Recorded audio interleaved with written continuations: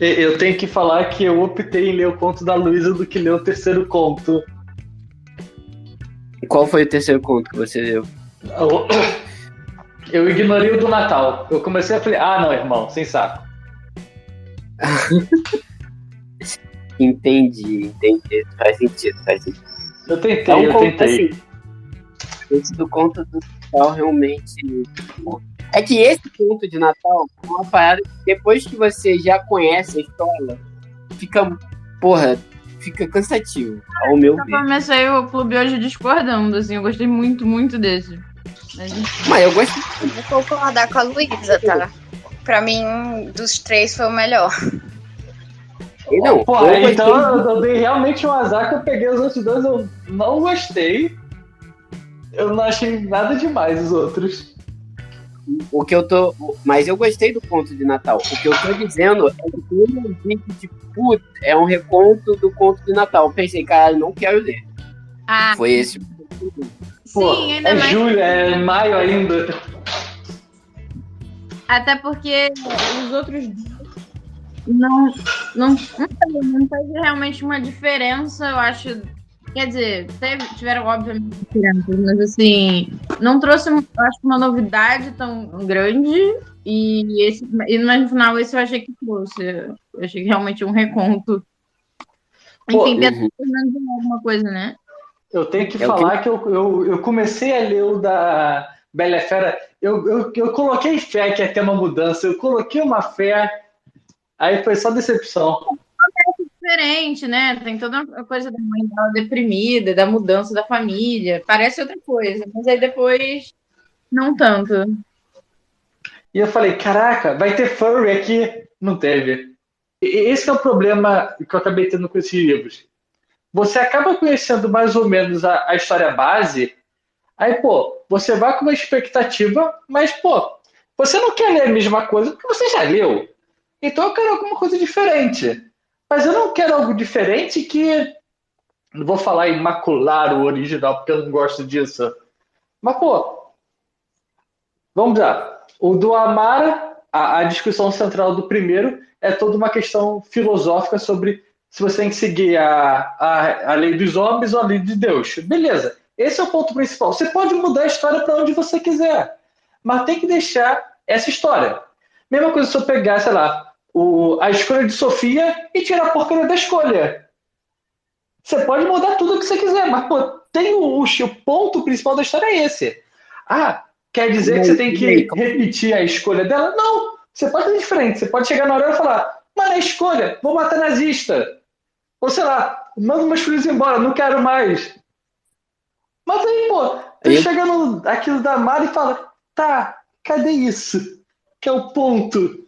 primeiro, contexto, né? Vamos supor que alguém vai ouvir a gravação e fique perdido, né?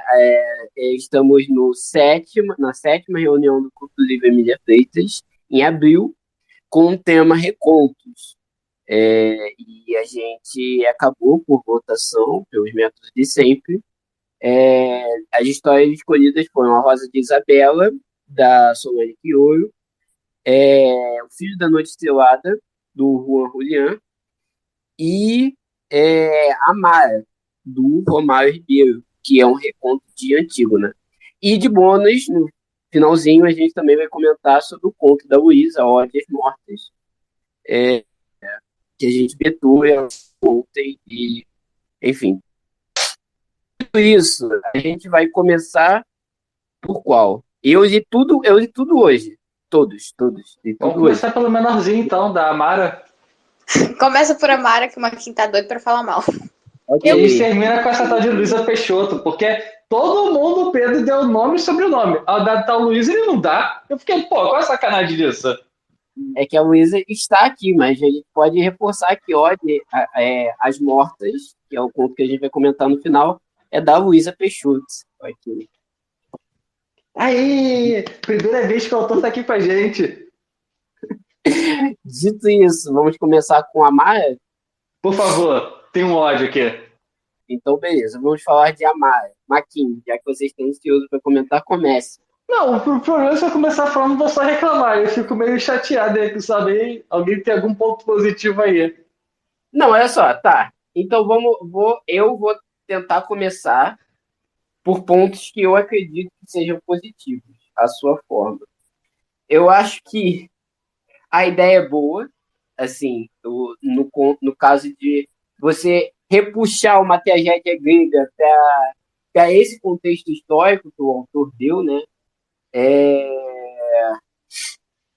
Acho que é muito interessante, né? E eu acho que fala, de certa forma, de coisas muito importantes sobre coisas muito reais. Dito isso, eu acho que, olhando de um ponto de vista de alguém que consome literatura, eu acho que o autor fez isso tudo muito mal, assim. Na minha opinião pessoal, é claro. Mas eu acho que é um conto que você lê e você entende, o autor ele quis fazer isso, não fez direito.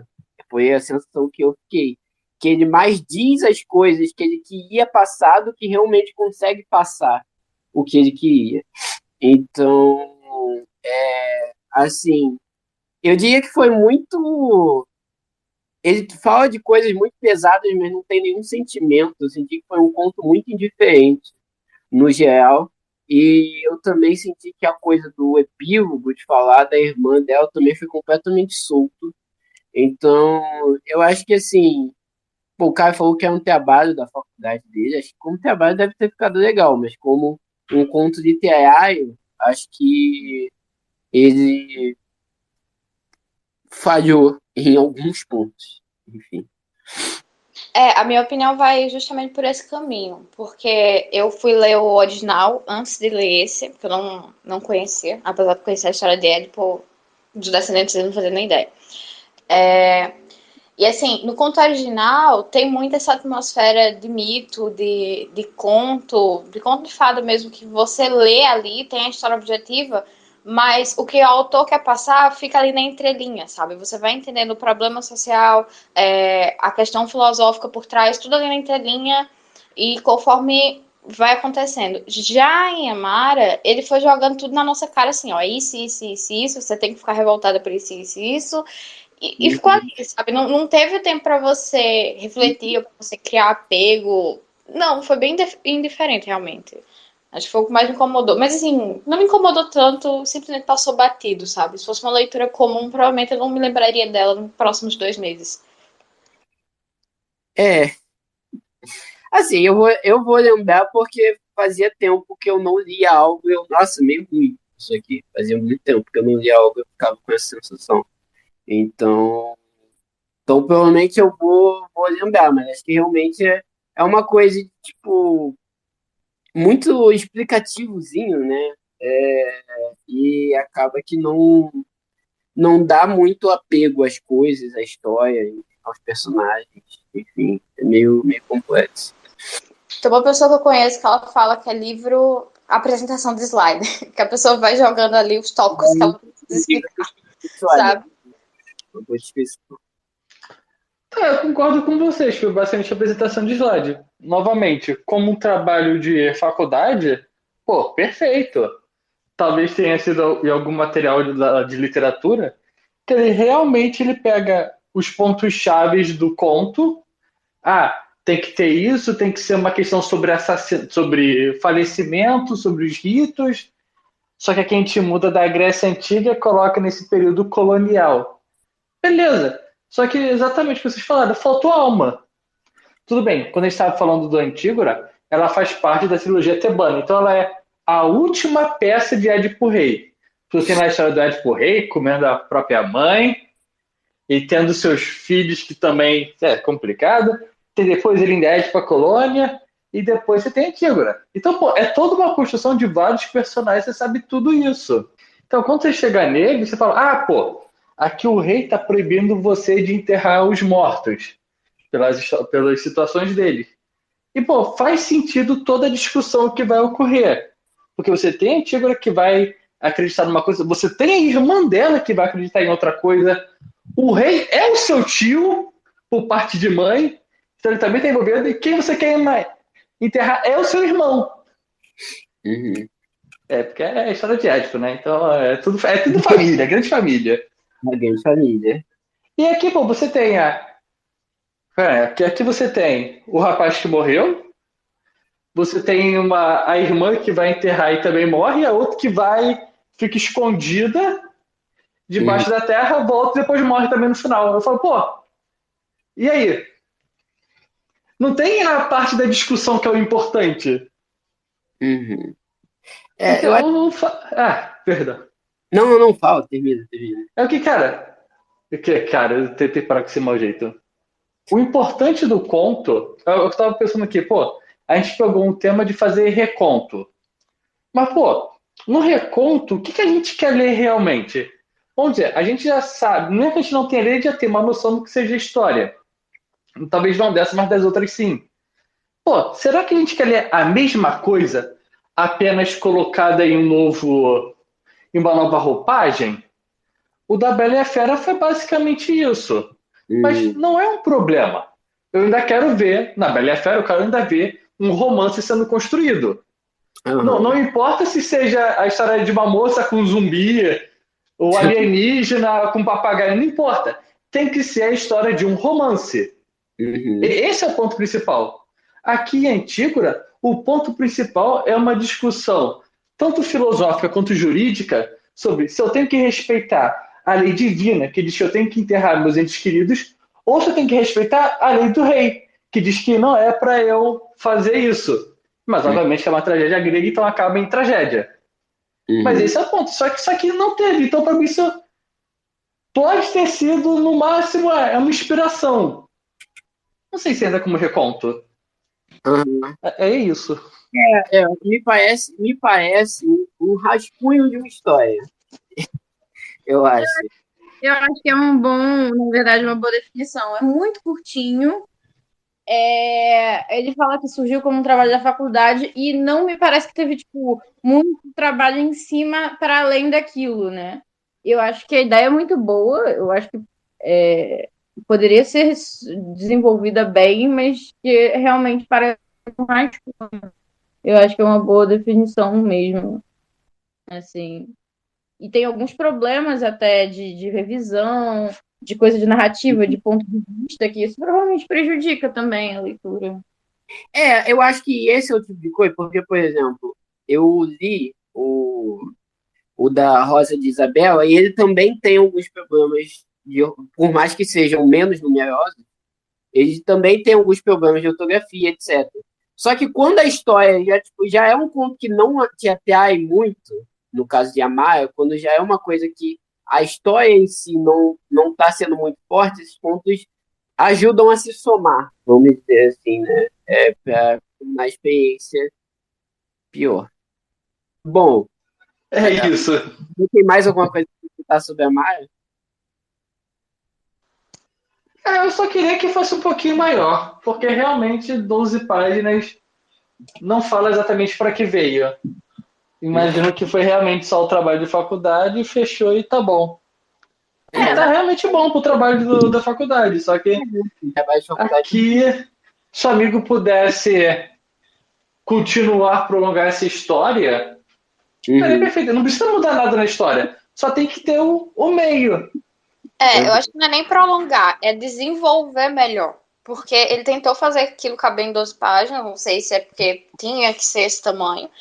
E aí ele apertou muito e quis colocar muitos elementos, e aí não teve como desenvolver e deu no que deu. A execução não ficou legal. Fica aí a sugestão para o amigo, caso algum dia ele venha ouvir esse áudio. Na verdade, espero que não. Se sim, se ele se arriscou. Essa coisa que a gente estava falando, que normalmente as pessoas falam, não é muito bom para o autor ler resenha, nem boa, nem ruim. Aliás, o Itamar Vieira Júnior estava falando isso na rádio essa semana, que ele não lê resenha nem boa nem ruim, porque a ruim te deixa mal e a boa te deixa arrogante. Enfim. Eu, Se ele for escutar, a sugestão é essa, tipo, pô, a história pode ficar muito legal, porque eu acho que parte de um lugar interessante, tipo, pô, pensar nessa história acontecendo na coisa toda do Congo belga, que é uma história bizarra, enfim. Eu achei ótimo também ele ter pego essa referência histórica. Na hora que eu vi, eu falei, tipo, eu não odiei o conto. Eu gostei da ideia, eu gostei da proposta. Não saí da leitura com sensação ruim, só não, sabe, não rendeu, não entregou. Não sei se você já leu, me lembrou, quando estava lendo, eu pensei muito no discurso sobre o colonialismo do M. Césaire, dele falando dos sacos de orelhas de pessoas e tudo mais. Enfim, fica a sugestão de leitura, até porque é bem rapidinho. É realmente um discurso sobre o colonialismo. E é bem interessante. Então, realmente é uma questão de desenvolver mais a história, a ponto da gente ter realmente uma construção narrativa maior, a gente poder ter apego aos personagens. A questão toda do enterrar, não enterrar, se aprofundar, porque mesmo que não tenha esse conflito, e eu entendi a revolta do Mackenzie, não ter, nesse antigo, né, é esse conflito, na verdade, dela de, tipo, seguir a lei ou seguir o que ela... Eu não me lembro a palavra que eles usam normalmente para falar desse ponto, né? Mas o que ela acha certo, que é o que a tradição pede e tudo mais.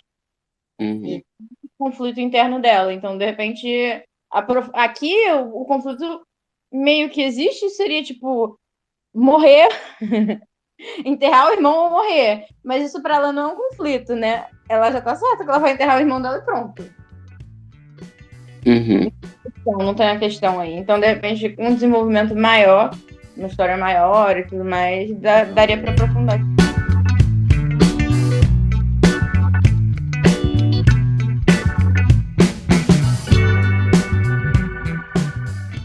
Nessa escalada, né? O Maquin falou que quando a gente, na expectativa dele, quando a gente lê um reconto, a gente está esperando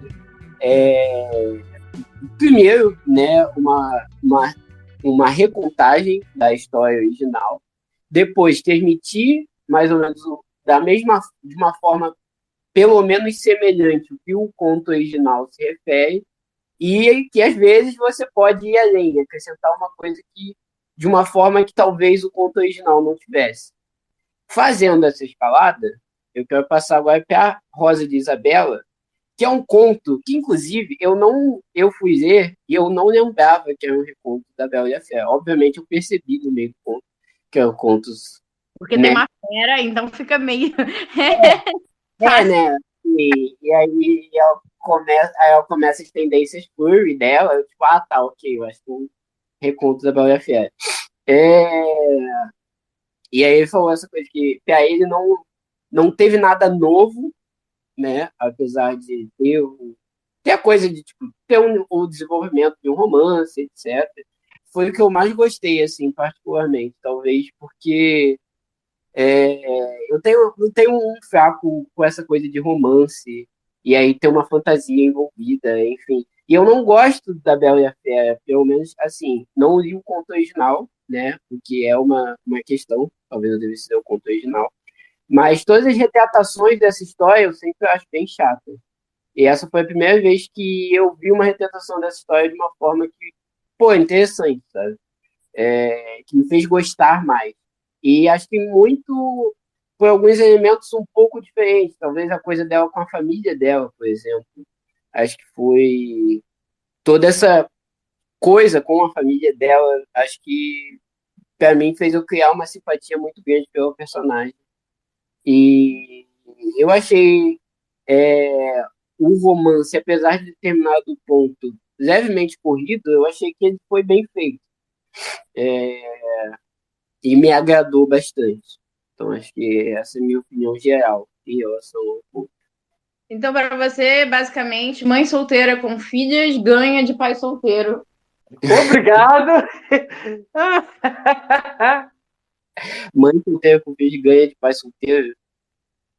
Porque na original tem essa coisa com o pai dela, né? Ela e o pai e tal, vai proteger o pai, tem toda essa coisa com o pai. Não sei se no original, não lembro, porque eu vi o original, com algumas coisas específicas que eu lembro que eu quero falar ainda, mas estou pensando agora mais na versão da Disney. É mãe solteira e filhas. Então, teve mais impacto do que um pai.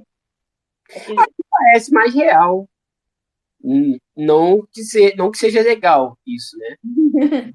acho que torna a coisa um pouco mais palpável. Mas eu diria que talvez seja uma coisa de tipo, das retratações que eu vi, de novo, não li o conto original, mas das retratações que eu vi, isso não parecia tão forte. Essa coisa Não com. focava tanto nessa parte da família. Exato, tipo assim, aqui é determinante, sabe? Tipo, parece que a história só por um momento foge, mas, tipo assim, tanto o início quanto o desfecho, ele é construído a partir, o tempo todo, a partir da família dela.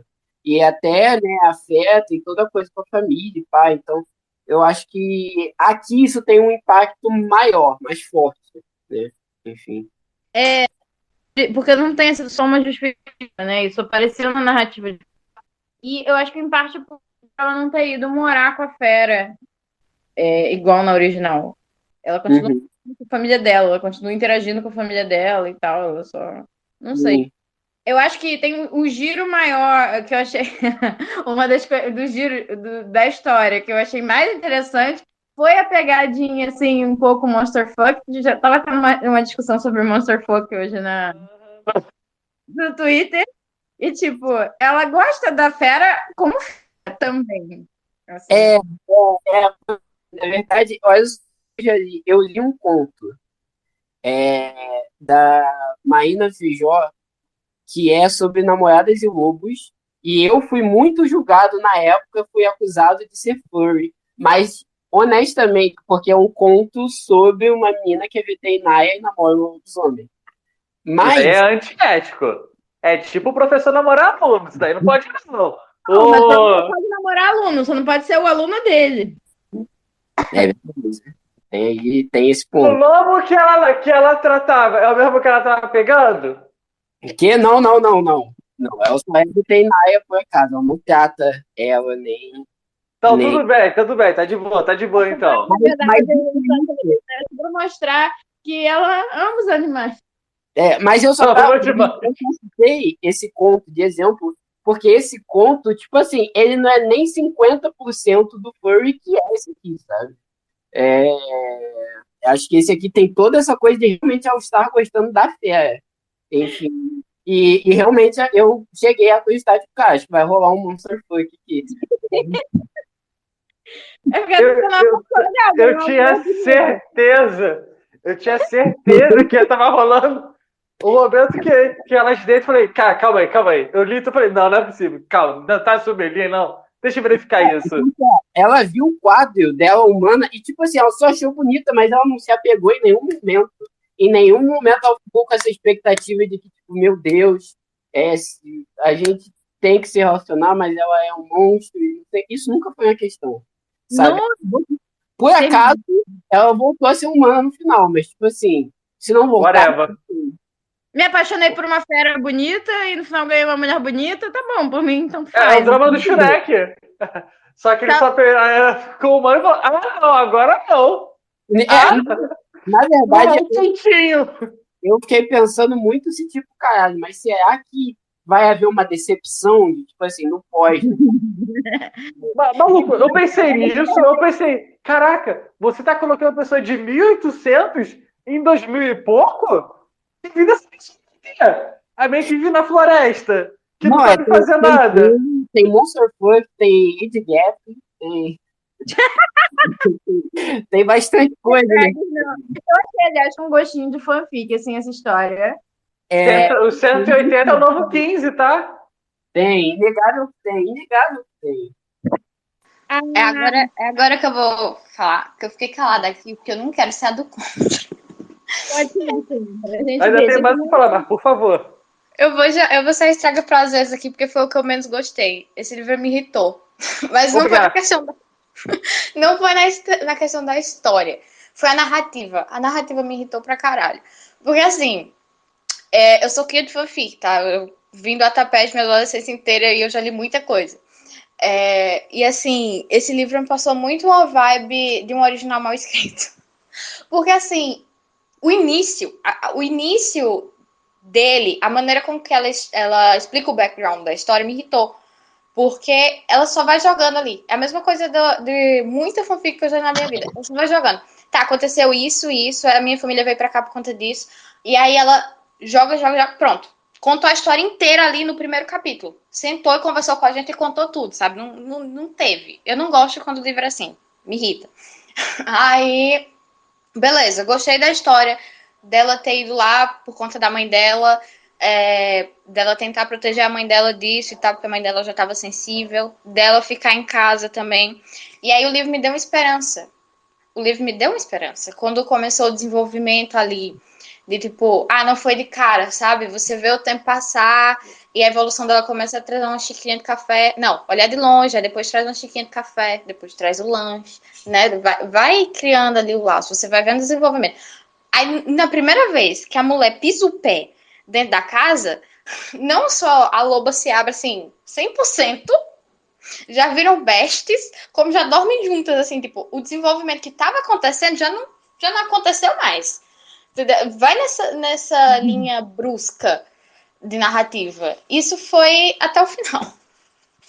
Não sei, não pegou, não gostei, eu não me envolvi, não consegui me envolver, porque eu estava irritada com a maneira que o ritmo da história estava sendo conduzido, entendeu? Nossa, Entendi. deixa eu completar. Teve uma hora que pareceu que ia acontecer entre as duas na forma de lobo. Realmente pareceu que não foi. Eu tenho que completar o que você disse. Eu sofri muito no primeiro capítulo. Quando eu pegava lá o parágrafo, que era basicamente a tela toda do celular, eu falei, irmão, vamos cortar isso daí, pô. Você não precisa fazer 30 linhas, não, tá? Eu quero respirar. Não, Pelo amor de Deus, é o meu texto do mestrado, essa coisa. É introdução, isso daqui. Não, Sim. Não. Tipo, você já conhece a história. Você já conhece a história da Bela e a Fera. Você não precisa me dar tanto detalhe, eu já sei. Eu tenho duas coisas pra falar. Assim, uma delas é que eu vou defender a Sol, porque eu gosto muito dela. Mas a outra coisa que eu quero falar antes disso, do conto original, é que a Fera, no conto original, é feia, burra e mal educada. Isso é falado no conto, que ela é feia, burra e mal educada. Sim. E que, na verdade, E eu sempre achei bizarro, porque eu sempre achei, ok, ser feia, tudo bem. Porque aí você, é aquela coisa, né? Tipo, pô, a aparência não é o mais importante. Se é feia, tudo bem. Falou a pessoa bonita da Cal. Aí pros outros aí tá tudo bem pra você. Mas a questão é, ok, a lição de moral é você pode se apaixonar por um feio. Entendeu? Você pode. Ainda mais se você tiver um castelo. Ela tinha o barraco de 1800, que tá em pé não sei como. Parece isso mesmo, porque a minha questão é: você pode se apaixonar por um feio, mas aí ele vai ter uma personalidade bacana, ele vai ser inteligente. No da Disney, eles fazem a fera inteligente e tudo mais. No original, não, ela ensina a fera a ler, se eu não me engano, e alguma coisa assim, ou a fera não sabe ler. Ela lê pra ele, não? Uma coisa assim. Uma coisa assim, ela é burrinha, sabe, a fera? Então eu fiquei, caramba, ela se apaixonou realmente pela essência, mas sei lá, não fez, na minha cabeça do século XXI, não fez muito sentido quando eu li. Eu achei engraçado, na verdade. E repetir tudo, porque a fera é feia, burra, desagradável. E essa fera não me pareceu nenhuma dessas coisas, assim. Cara, quanto mais eu penso, mais eu fico incomodado. Você passou por uma menina escrava de 1800 no Harry Potter. E ela, me entendi tudo. Eu falei, não, irmão, você não deveria entender esses conceitos. Pessoas de 200 atrás, não é assim. Cara, agora que eu tô pensando nesses detalhes, pai, tá dando um troço aqui. Eu tenho que parar com isso. Agora a menina, ela tá no século XXI, vai fazer o quê? Um Pronatec? Não fazia sentido pra mim a seguinte coisa. Tem um monstro na floresta. Eu falei, irmão, vocês estão no meio da cidade. Não é possível que não passou 2 malucos armados. E deram isso aí é Brasil ainda. Eu sei como essa aqui funciona. Sim, nossa. Tipo, não tem um menino atentado pra se meter na mata pra ir atrás, porque assim, com certeza teria. É verdade. Não, é isso.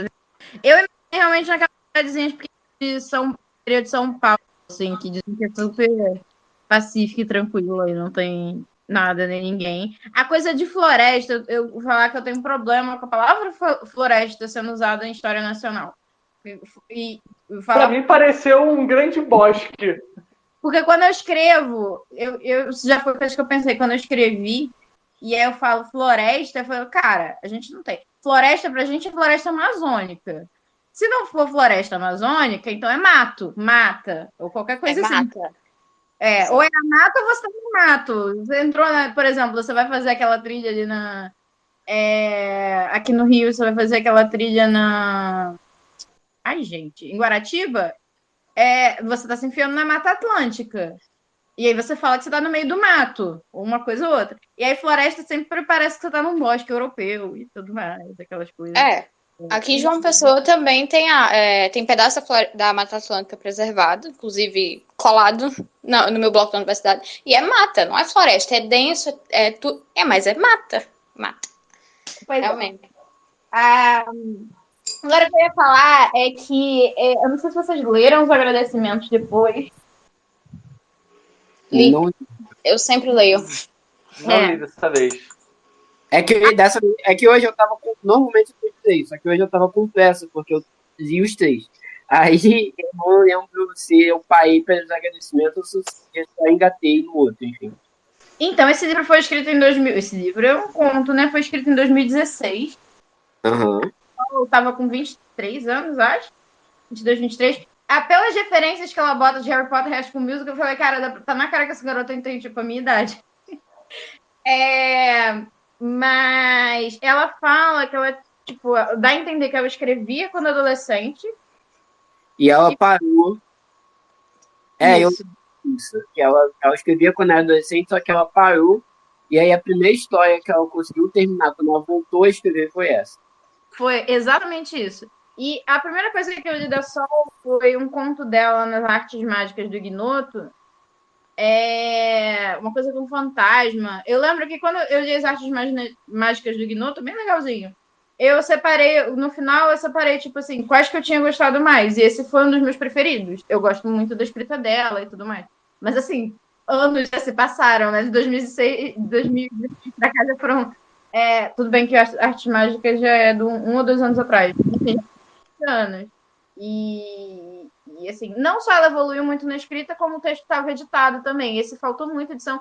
Eu leio, como eu trabalho com revisão, com preparação de texto, normalmente eu leio. E quando eu comecei na revisão, a gente fazia no papel, né?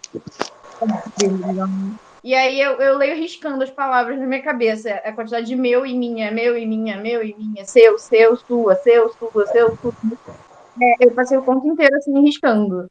Então, isso também é uma coisa de assim, falta de maturidade na escrita, mas também de edição. O Filho da Noite Estrelada foi o único dos 3, eu acho, que a gente leu que passou por edição. Uhum. Então, acho que isso faz bastante diferença. E aí tem essa coisa da escrita da narrativa que a Nívia percebeu e que me incomodou também, assim, tipo, não a ponto de desgostar, mas eu fiquei, caramba, deve ter um tempão que eu só escreveu isso aqui. Porque, por exemplo, eu não me incomodo tanto com questão de erro ortográfico, repetição, uma coisa que, tipo, se eu tiver envolvida com a história, vai, sabe? Eu não sou nada chata com isso. Mas narrativa me pega muito. Porque ou a história me envolve a ponto de eu esquecer que eu tô lendo, ou ela vai ficar me incomodando porque, sabe, não tá engatando o ritmo. E essa daí realmente me pegou aí. Talvez eu tenha perdido de julgar a melhor história, tenha interferido por conta disso, porque o que ficou marcado para mim não foi a história, não foi o desenvolvimento, não foi o que aconteceu entre elas, foi realmente essa irritação do ritmo da leitura, entendeu? Uhum. Mas uma coisa que eu lembro que eu gostei muito, e eu acho que ninguém citou ainda, foi a razão dela ter sido amaldiçoada. Porque pela primeira vez eu achei uma justificativa aceitável pra ela ter ficado puta. Porque nas originais é só uma arrogância por ser arrogante. Dessa vez eu entendi. Ela tá puta de mais alguém tá tentando se enxerir na vida dela com a mãe dela, sabe? Pô, ela foi uma pessoa que tem a liberdade, pá. Aí eu senti ali, eu me compadeci. Na verdade, isso foi outra coisa, porque normalmente a Fera é uma pessoa ruim. E a menina, eu esqueci o nome dela. Quem? Enfim, o nome da Fera. Era um nome bonito, eu não lembro qual era, mas eu lembro que era um nome bonito. É a Ayana, não é? A Ayana. Isso, a Ayana. Não é a Ayana. A Ayana não é uma pessoa ruim. Ela passou assim, ela comeu pão que o diabo amassou, assim. Ela passou por muita merda na vida dela. E por acaso, a mulher passou no caminho dela, enfim. E eu fiquei, caraca, a garota já vai sair de uma vida merda e tudo mais, quando ela começa a dar uma coisinha boa, e aí a outra vai e gratuitamente vem ser escrota com ela. Eu fiquei meio. Mas realmente. Ela Até só tava aquela coisa que eu tava falando que a Fera no original é feia, burra enfim, é ruim. E nessa não, a Fera é uma boa pessoa e não é burra e não é. Ela fez uma escolha. Segundo ela, é meio feia, né? Na verdade. Tava apenas tomando conta da sua casa, que conseguiu de boa lá do pai filho da puta. Aí aparece uma mina pelada e joga maldição. Não dá pra viver assim. Infelizmente, a vida é muito, muito cruel. Ela só E a outra ainda aparece, gente, rouba a rosa incomodar ela. dela e depois ainda sai invadindo a casa. Cara, eu tenho que falar.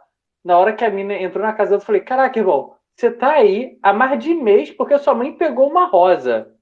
Tu vai realmente entrar na casa sem ser convidado?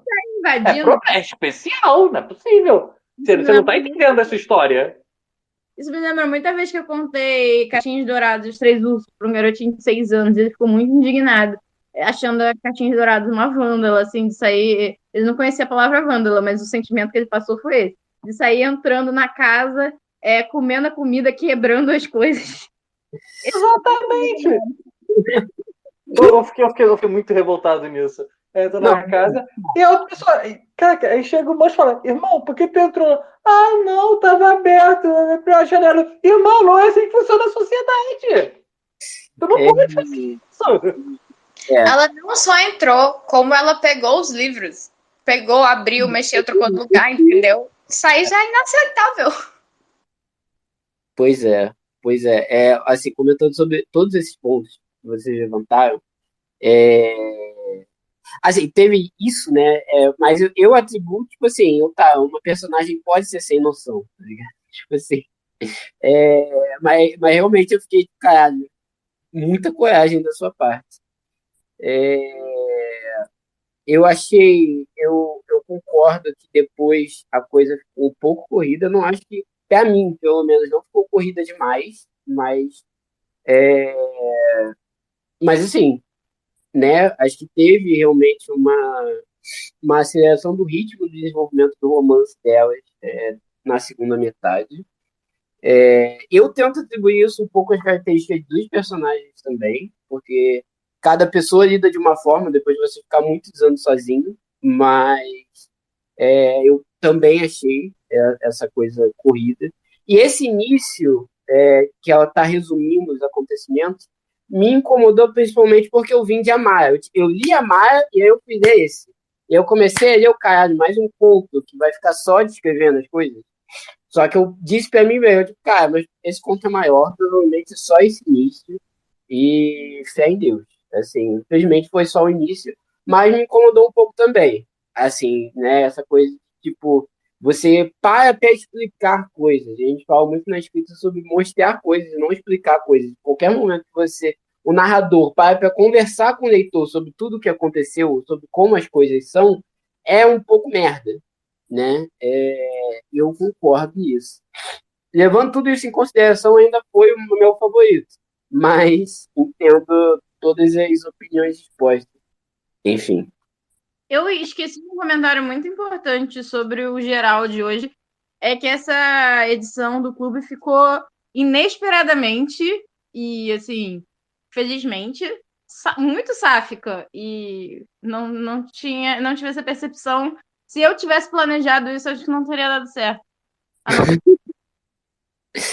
É verdade. É verdade. Fica a minha sugestão para vocês lerem as coisas mais recentes da Sol. Ela tem um que eu não li ainda, mas que dizem que é uma comédia romântica muito boa. Chama Reticências.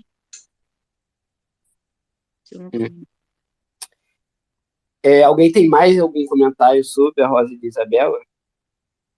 Ah, se eu continuar falando, é só perturbação minha mesmo, mas nada de mais sério. Eu tô aqui agora refletindo como é que você coloca personagem de 1800 no século atual. Eu tô puto agora com isso. Isso Desculpa. é meio complexo. Tipo assim, quando ela começou a falar de Harry Potter, e Ainda tem isso. Tu faz uma parada sáfica que mete Harry Potter? E aí, quando ela falou Escroto. toda essa história, tipo, dela ter sido escravizada, etc., a mãe dela, e pá, eu acho que serviu pra, tipo, pô, deu um peso maior pra toda coisa da maldição, né, de ser tudo mais frustrante, mas ao mesmo tempo deu um peso maior de, tipo, pô, então será que as coisas seriam tão simples como elas estão sendo até aqui? Tipo, toda essa coisa dessa aproximação, da menina só invadir a biblioteca, esse desenvolvimento de romance, tipo assim, porque é uma pessoa que tem todos os motivos para ser assim, extremamente traumatizada, né? E considerando isso, é uma fé muito boa, em vários sentidos. Não, exatamente. Ela foi fria em todos os momentos. Demorou para ela se abrir e começar a ficar perto da Isabela realmente. E aí, no momento em que você coloca a Isabela para entrar no espaço privado dela e começar a falar com ela e ela se abrir totalmente, eu achei uma quebra do personagem, porque até ali tava tendo uma consistência, entendeu? Uhum. E, cara, o problema. Agora eu vou ter que reclamar também do Harry Potter. Porque, pô, quando você vê que é a construção de uma personagem que ela foi escravizada e tu mete Harry Potter, eu só posso pensar uma coisa. Ela vai falar sobre os elfos domésticos, falar alguma lição com a história dela. E não, pô, eu fiquei, porra, tu vai meter logo sobre esse romance bosta. Assim, eu não sei, eu não sei em que pé as discussões sobre Harry Potter estavam em 2016. Não, com certeza não estava no pé que estava hoje. Não, com certeza não estava, com certeza não estava. Eu acho que foi só uma coisa da Sol, a Sol da época, e de tipo, pô, vou usar uma história que eu conheça bem, pra, sei lá, ser um assunto em comum entre elas. E aí ela escolheu Harry Potter. Se isso é coerente, condizente com coisa dos personagens, pô, sei lá, irmão. Mas enfim, depois de 2016, muita coisa aconteceu, né? Então, novamente, essas só mais reclamações aqui meio que infundadas.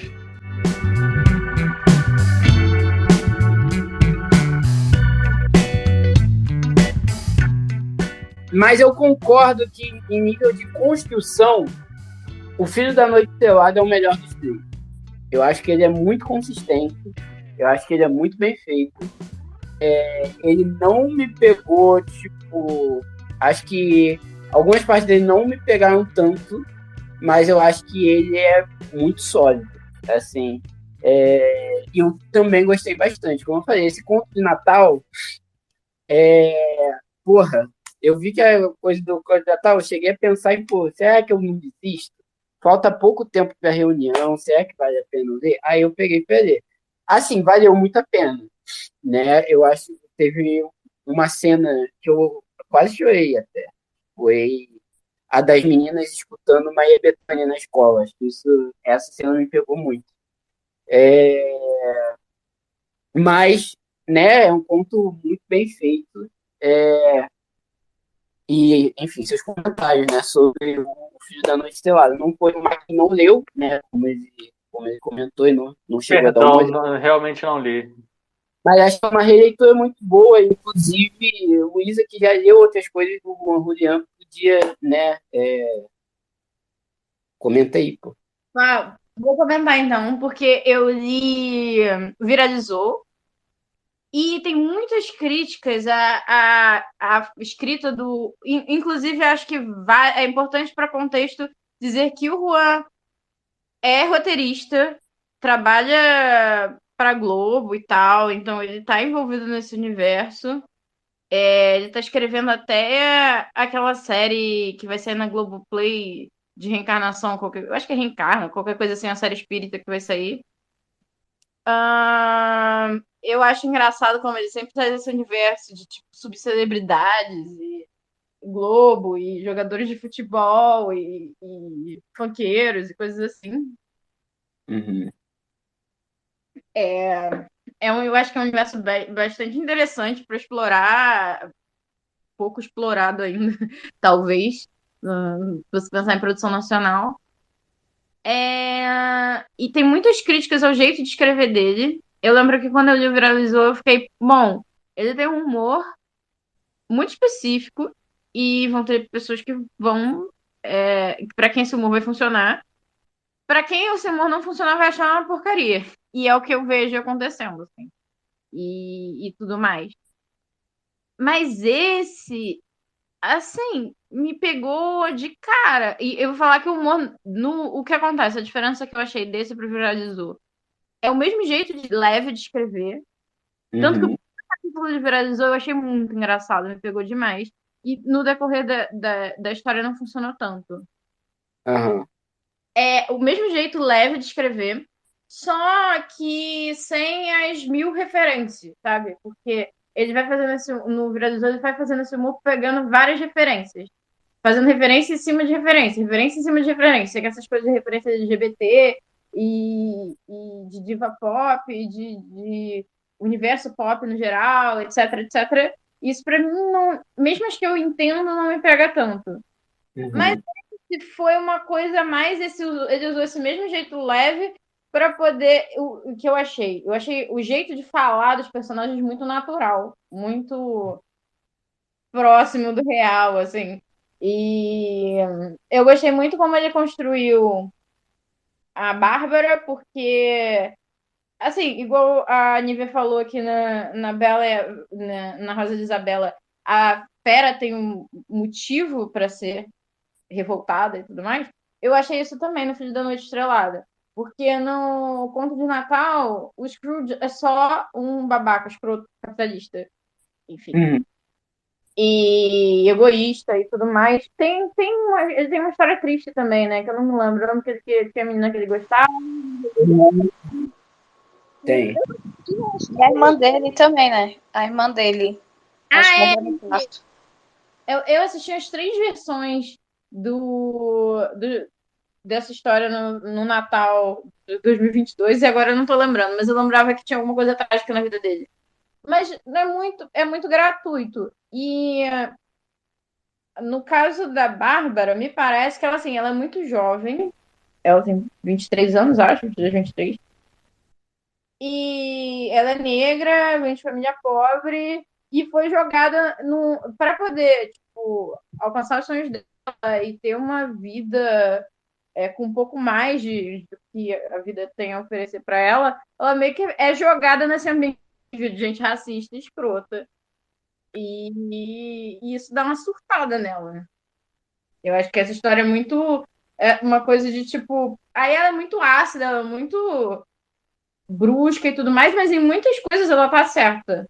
É diferente Ok, ela erra mais é com a família dela, né? Porque ela acaba descontando essa raiva toda que ela tá sentindo na família. Mas eu, pelo menos, consegui entender ela. Também deu uma choradinha. Eu cheguei a dar uma choradinha nessa parte da Maria Bethânia. Eu gosto muito dessa música. E eu gosto muito das referências MPB que o Julian faz também. Uhum. Eu gosto bastante disso. Então, assim, e a coisa toda do Zé Pilintra, isso não tem como avaliar como que ele é construído como personagem, porque eu conheço pouco. Mas eu achei muito bom. Eu gostei pra caramba mesmo, assim. Uhum. Essa coisa das referências, né, que você já tinha me falado sobre o Julian, foi uma, assim, não vou dizer que foi uma preocupação, mas foi uma coisa que veio em mente. Tipo assim, pô, esse conto aqui é outra pegada, né? E como que iam ser essas coisas. Eu acho que ele até faz algumas referências fortes, mas são, assim, eu acho que ele faz dentro do que ele pode fazer no tom da história, que é um tom que, por muitas vezes, vai ser mais pesado, vai ser mais sério, vai ser mais dramático. E eu acho que me agradou muito, assim como as referências do MPB, né? Acho que toda referência que ele fez na história eu consegui pegar. E o que me encantou muito foi esse jeito leve de narrar, como você mesmo falou, essa interação que às vezes ele faz com o leitor, mas tipo assim, mas realmente de uma maneira enquanto ele está contando, né? Tem até uma parte no início que ele está apresentando pra gente a Bárbara, e aí o narrador acho que chama ela de arrogante, alguma coisa assim, tipo, e nossa, arrogante, obviamente, não reagiu dessa forma, alguma coisa assim. E eu gostei bastante disso. Eu gostei bastante, real. Eu acho que a coisa do romance sempre me pega, acho que é muito forte. Com certeza, é a minha parte favorita da história, toda essa coisa do desenvolvimento, mas a parte da família também é muito importante. Acho que assim como a Luísa falou, eu consigo ter muito mais simpatia pela Bárbara do que pelos Scrooge, porque, tipo, tem muito contexto para acontecer tudo que aconteceu porra, e é foda. É, então eu pelo menos consegui ter muito mais empatia pela personagem principal, por mais que às vezes ela errasse bastante, né? Afinal das contas, é uma história sobre isso. Então é complexo, mas é bem agradável.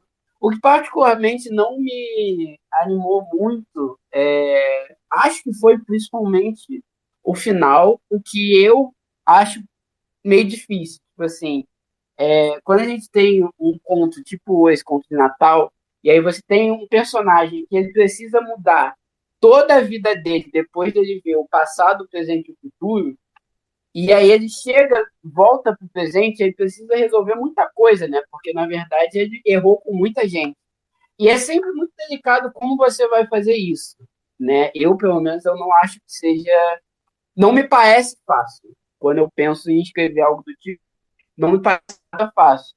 Mas eu achei que algumas coisas foram corridas nessa resolução final. E óbvio, não tinha nada para desenvolver muito a fundo, né?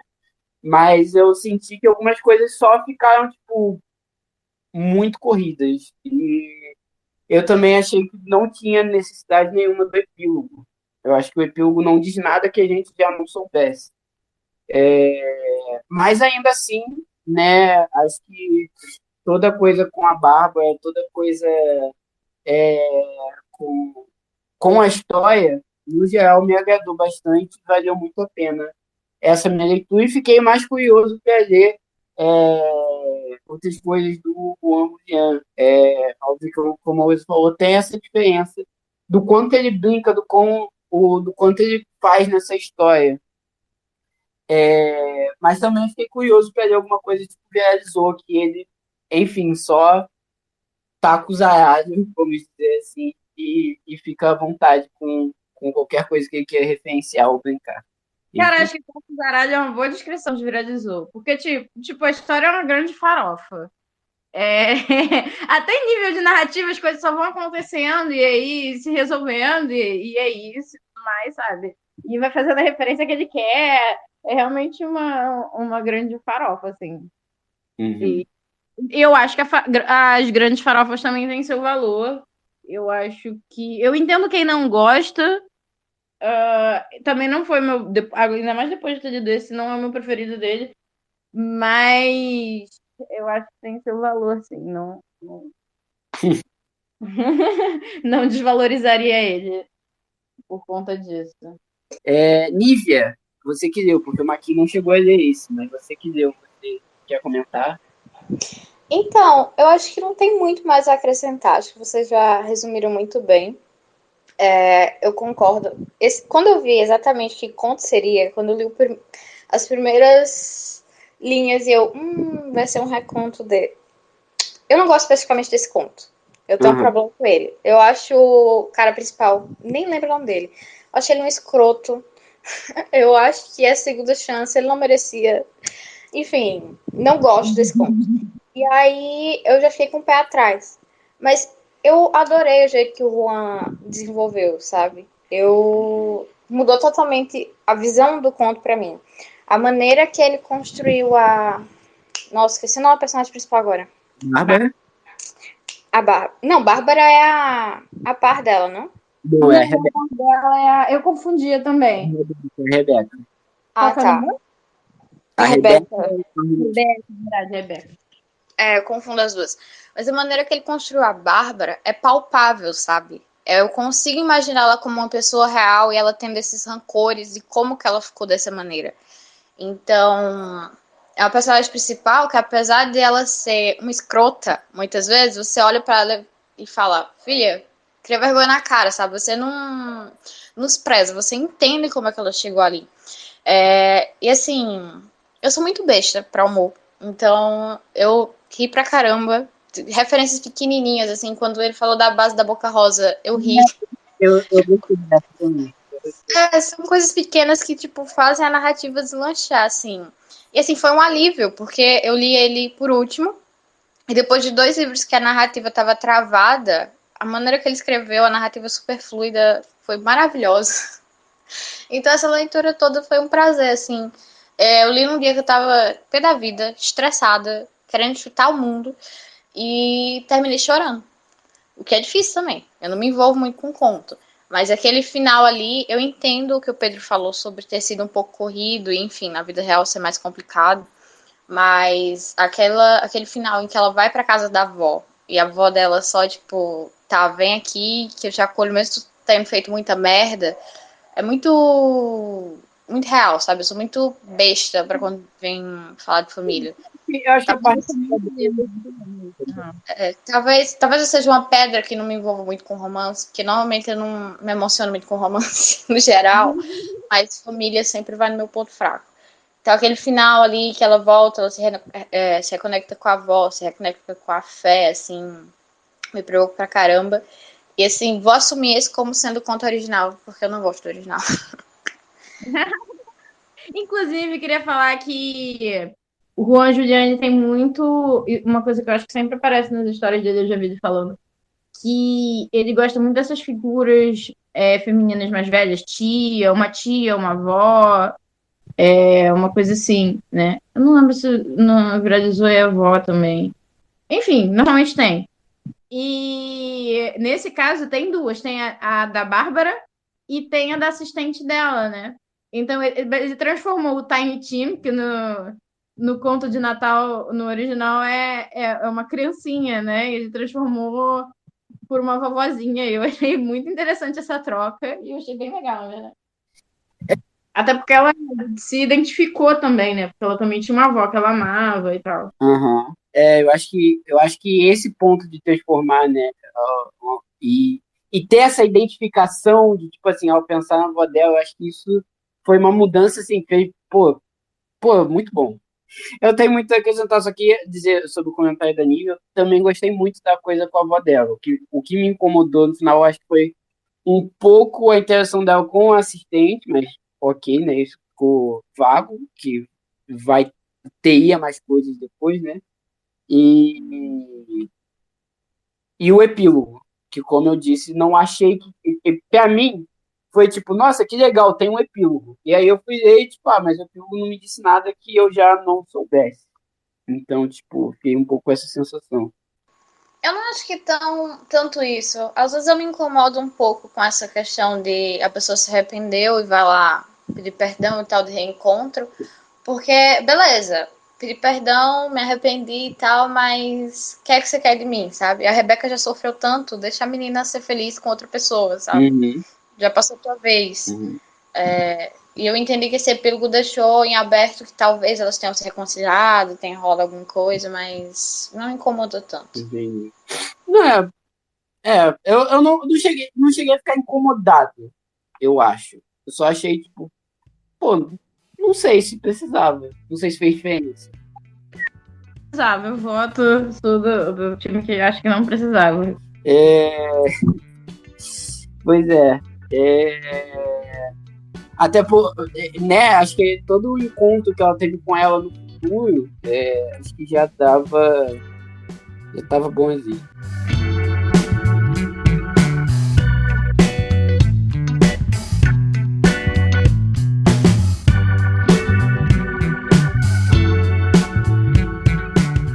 O Renato ele chegou a conectar o microfone, eu queria perguntar se ele quer falar alguma coisa. Também não sei se ele leu os contos desse mês. Se ele conseguiu ler todos os contos desse mês. Pô, foi mal que eu tô fazendo janta. Mas eu não consegui ler, porque eu tô com uma carga muito excessiva de leitura da faculdade. Mas eu queria perguntar se já passou a parada do conto da Luísa. Não, então, a gente vai falar agora. Agora, se você quiser começar falando dele, fica à vontade. O cara tá fazendo almoço, mas veio aqui só pra tacar malho na Luísa. Isso é compromisso. Pô, pontualidade. Mas podem começar aí, que eu só vou terminar um negócio aqui. Aí eu vou acrescentando, concordando aí ao longo. Tá bom. A gente... Antes eu queria confirmar, a gente pode passar pro conto da Luísa? Ou vocês querem comentar mais alguma coisa sobre esse? Por mim pode, por questões óbvias. Vamos falar do conto da Luísa, por favor, que ela entregou tudo que os 2 primeiros contos não entregaram.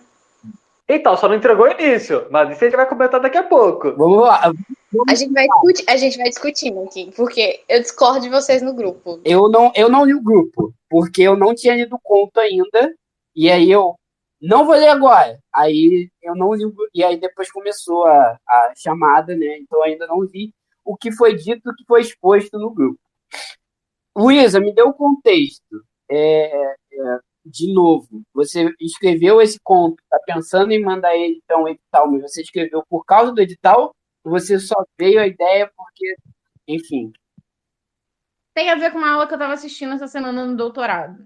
Eu escrevi, é um conto que eu escrevi boa parte dele durante a aula, mas não foi por não prestar atenção, foi o contrário. A aula suscitou tantas ideias na minha cabecinha que eu precisava escrever alguma coisa para botar aquelas ideias para fora. E aí saiu esse conto, saiu boa parte dele no finalzinho da aula. E aí eu fiquei, cara, eu acho que isso aqui tem... Porque a Escambanáutica tá com o edital aberto.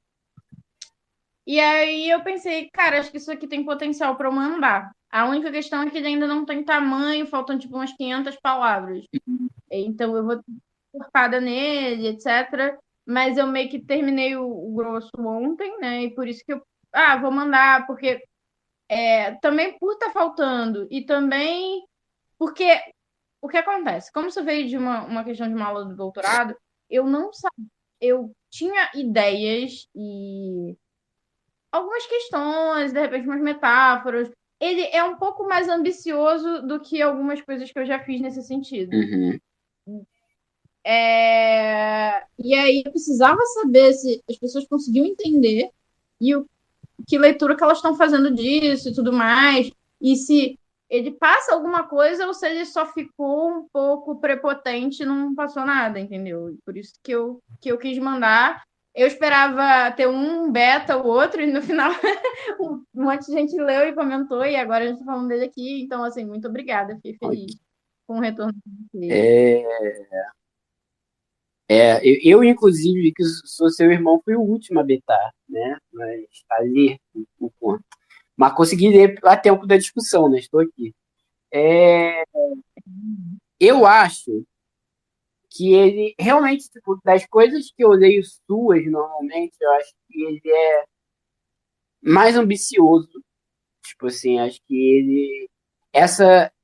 Esse debate dessa coisa com ela, com uma criatura que seria uma deusa, né, que seria uma entidade, seria uma coisa maior, eu acho que, assim, pelo menos eu achei muito forte, muito intrigante, e inclusive eu acho que o conto só faz sentido se você pegou esse lado, de que, tipo, óbvio que eu não sei todas as ideias que você queria passar, tá? Pode ser que eu não tenha pego, mas eu acho que essa coisa da visão diferente, né, de tipo, da Alexandra Maestre, inclusive fiquei pensando nessa coisa que você falou sobre o nome desses personagens serem todos com A, mas enfim, mas essa coisa da visão diferente, né, de sentimentos diferentes, vamos dizer assim, eu não consigo explicar completamente, mas eu senti uma diferença muito forte. Tipo assim, que não é exatamente um conto romântico, né? Eu acho que ele traz alguns questionamentos e algumas reflexões que tornam ele um pouco a mais que isso.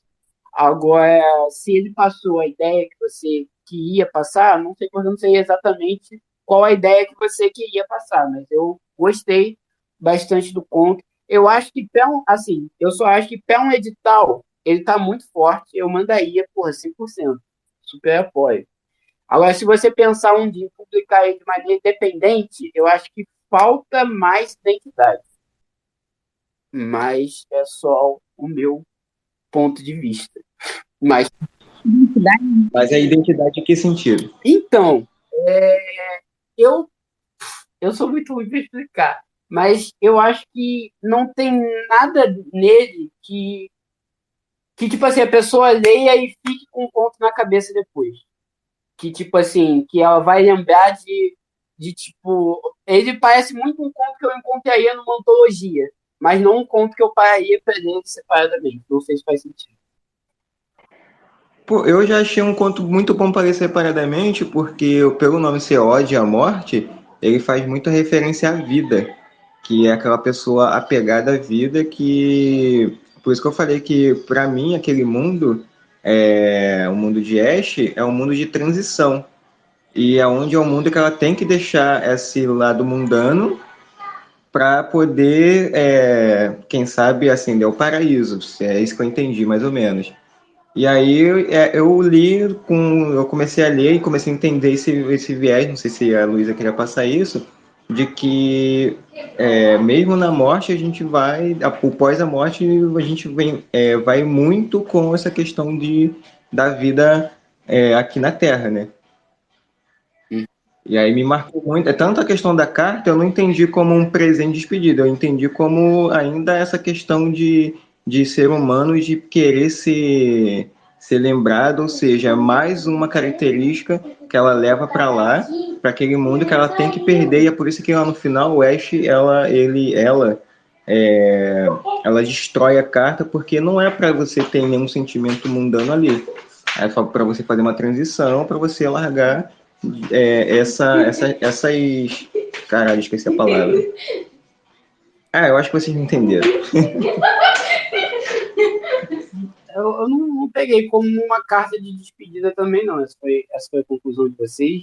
Nívia, Maquin, galera. Putz, eu acho que você é o mais diferente aqui da leitura.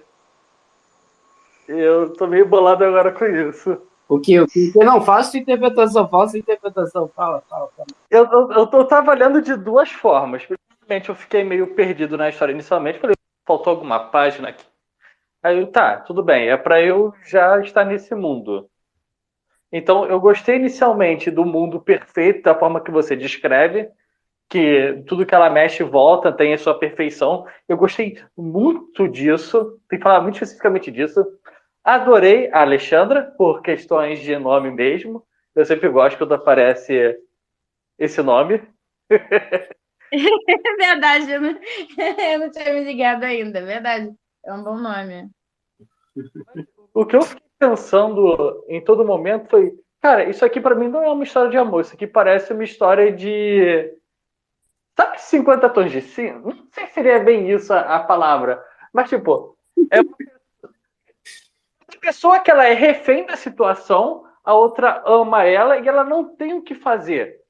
E ela acaba se sujeitando a esse amor, já que ela não tem como fugir. Ela tá lá e ela, pra mim, ela tá querendo sobreviver. E nesse sobreviver, ela acha que aquilo ali é o amor que ela tá nutrindo.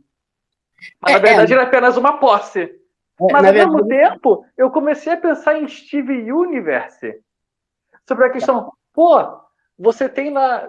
Eu não sei se alguém conhece, mas não importa. Mas você é a mesma coisa. Chega um ser muito elevado em um lugar na Terra aqui, e ela se apaixona por aquele ser primitivo. Eu estou pensando agora no ponto de vista da Ash. Eu falei, e ela ama aquilo, mas eu não enxergo aquilo como um amor igual. É um bichinho, é bonitinho. Ela faz uma cartinha, ela faz uma brincadeirinha, mas aquilo ali é só, ai, que fofinho, olha só o que um animalzinho faz. Mesmo que a Alexandra tenha fazendo o máximo dela, mas ela está fazendo o máximo dela porque ela não tem outra solução.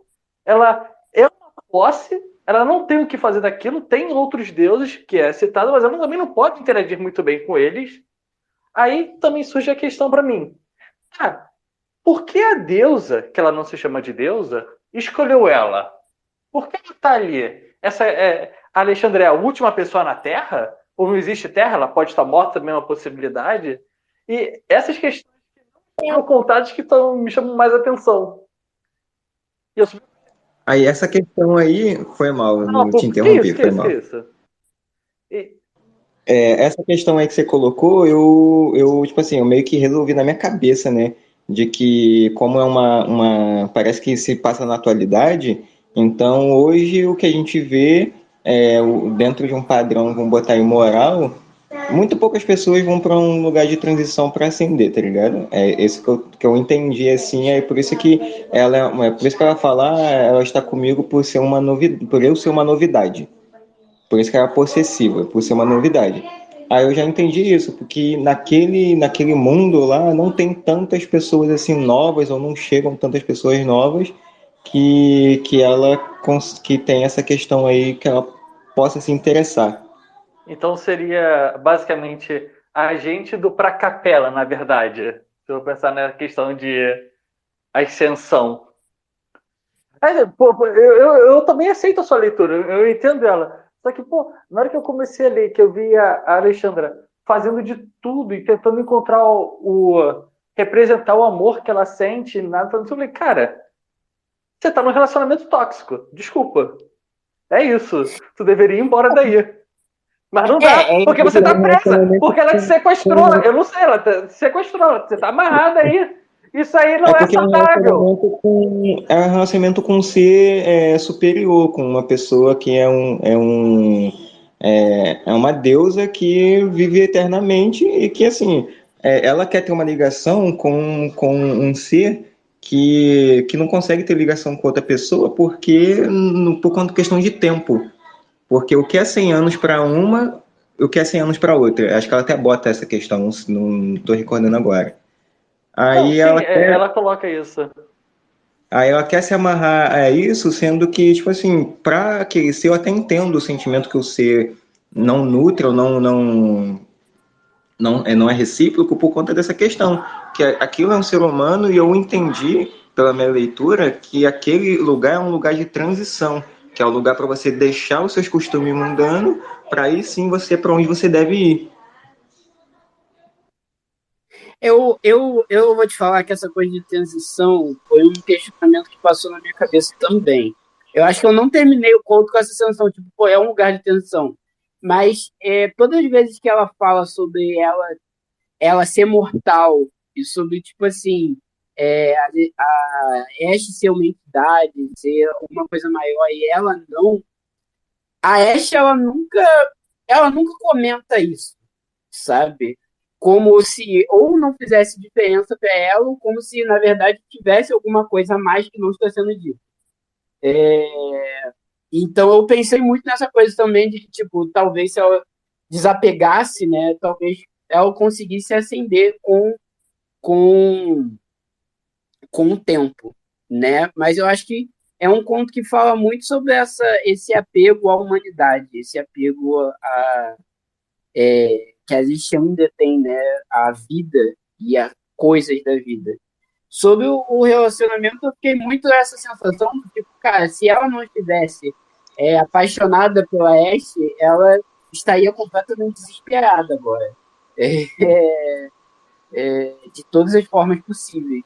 Então, acho que também tem um pouco que a Thamis falou no grupo, olhei os comentários do grupo agora, de tipo, ela tá maravilhada e muito cansada ao mesmo tempo.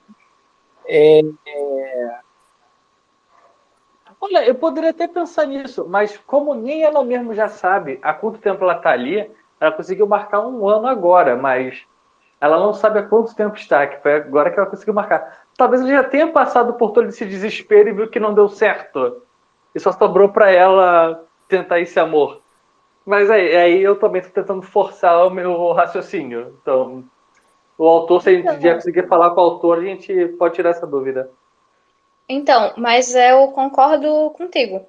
A minha interpretação vai muito mais pro teu lado, assim. Primeiramente, a construção de mundo, eu gostei muito dessa construção de mundo. Não só dessa parte do imutável, mas aquele paralelo que você traçou com o mundo sendo perfeito, sendo formado por imperfeições, aquilo ali clicou muito comigo, principalmente porque eu estou seguindo muito por esse aspecto agora na faculdade, eu estou estudando muito, gostando de ver essa parte da busca pela perfeição na arquitetura e por que os humanos estão sempre obcecados e como é que começou isso, sabe? Tem até um livro do Teixeira Coelho que fala muito bem. Acho que você escreveu o livro do Teixeira Coelho naquela frase ali. Me pegou demais. Mas em relação ao conto no geral, para mim ficou muito sendo sobre a relação poder dentro daquele relacionamento, sabe? Sobre como a Ash pega a Alexandra do mundo real, não deixa ela levar nada consigo, nenhuma bagagem, nenhum item pessoal, só ri da cara dela falando, você precisa de alguma coisa, eu te dou, eu te provenho isso, sabe? E aí ela leva para aquele mundo em que é perfeito, em que é só dela, em que ela é a pessoa que tem o controle de tudo, controle sobre a Alexandra. E apesar da Alexandra ter concordado com aquilo, e ela mesma fala que ela se entregou, ela é toda dela e ela tá conformada, como falaram no grupo também. Eu concordo, passa a sensação que ela tá cada vez mais esgotada de estar se sujeitando àquela situação. Então, o conto todo eu entendi como ela se apegando a pequenas coisas para não se perder de si e não se perder de quem ela era. Ela tentando marcar o tempo, ela tentando escrever a carta, ela, sabe, tentando escrever essa carta para entregar para Ash, para como, sei lá, uma última tentativa de levar ela para o mundo dela, entendeu? Para ver se ela tem interesse, eu criaria interesse para uma coisa que é importante para a Alexandra. Então, eu via muito a Alexandra tentando não se perder de si, usando seus últimos esforços para não se perder de si, um relacionamento que era claramente desbalanceado, em que todo o controle era dado pela Ashe. Então, as horas que ela tinha livre eram dadas pela Ashe, e essas mesmas horas ela usava para criar um presente para Ashe. O contato que ela tinha com o mundo exterior era com o que a Ashe permitia. O que ela conhecia daquele mundo era o que a Ashe permitia. Então, eu vejo muito isso. E quando ela entregou a carta e falou da maneira em que a Ashe olhava para ela de cima para baixo, como se olhava para uma coisa pequena, ou para um pet, ou para alguma coisa assim, dá para você perceber a pequeneza dela naquela relação. E quando a Ashe molha a carta, para mim, claro, tem várias interpretações, e foi a parte que mais ficou na minha cabeça, mas para mim, o que sobressaiu ali foi a sensação de que ela estava abdicando mais aquela parte, tipo, não quero saber do que é importante para você, sabe? Não quero fazer parte disso. Você tá aqui, você vai andar sobre as minhas regras, no meu mundo, como eu quero. Falaram muito no grupo, não sei se foi o Maquinho ou se foi outra pessoa, que falou sobre gostaria que tivesse um início mais explicado. E eu não. Eu depois de muita história bem explicada, bem introduzindo, eu adorei mergulhar de cabeça. Eu acho que funciona muito bem esse ar de mistério e da gente estar perdido no tempo e espaço, tanto contra a Alexandre, que está tentando a todo custo se encontrar ali e arrumar marcadores de tempo, da gente não saber nem como aquilo começou, nem como aquilo vai terminar. A gente fica preso naquele espaço e aquele recorte que o conto nos dá. Eu acho que sei lá, é um charme, eu não adicionaria nada antes nem nada depois, eu desenvolveria tudo ali naquele meio. Enfim, eu entendo de onde vem essa interpretação sobre o lugar de passagem, acho a interpretação ótima, mas na hora não, sabe, não clicou para mim. Clicou mais foi sobre essa relação de poder entre as partes. Eu acho que a relação também é principal, mas sobre a apresentação de mundo, eu concordo que, tipo assim, acho que eu não colocaria nada mais. A não ser que você desse um jeito de colocar mostrando, né? Tipo, que foi a forma como você fez no ponto todo. Você meio que, a partir de relatos de coisas que estavam acontecendo, você mostrou mais sobre esse mundo, sabe? Mostrou o suficiente para fazer esse conto funcionar.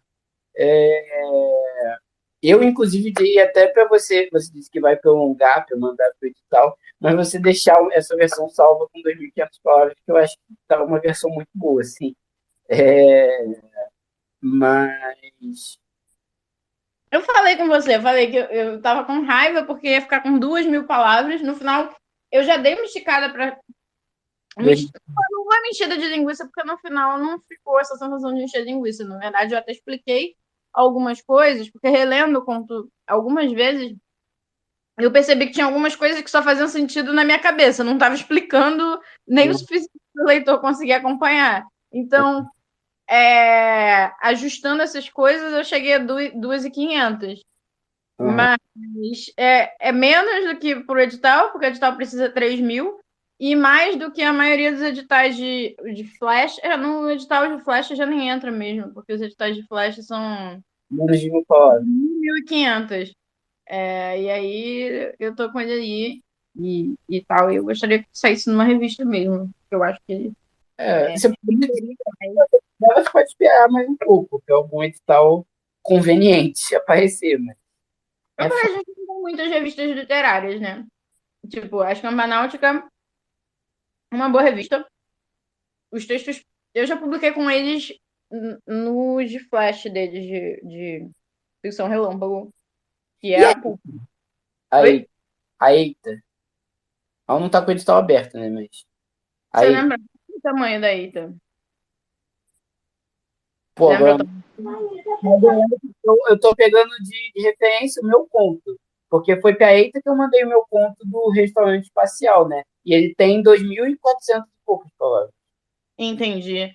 Então, Eu acho que a Ita é entre 2 e 4, realmente. Eu é. não sei. O lance da Eita é que a Eita tem tema, né?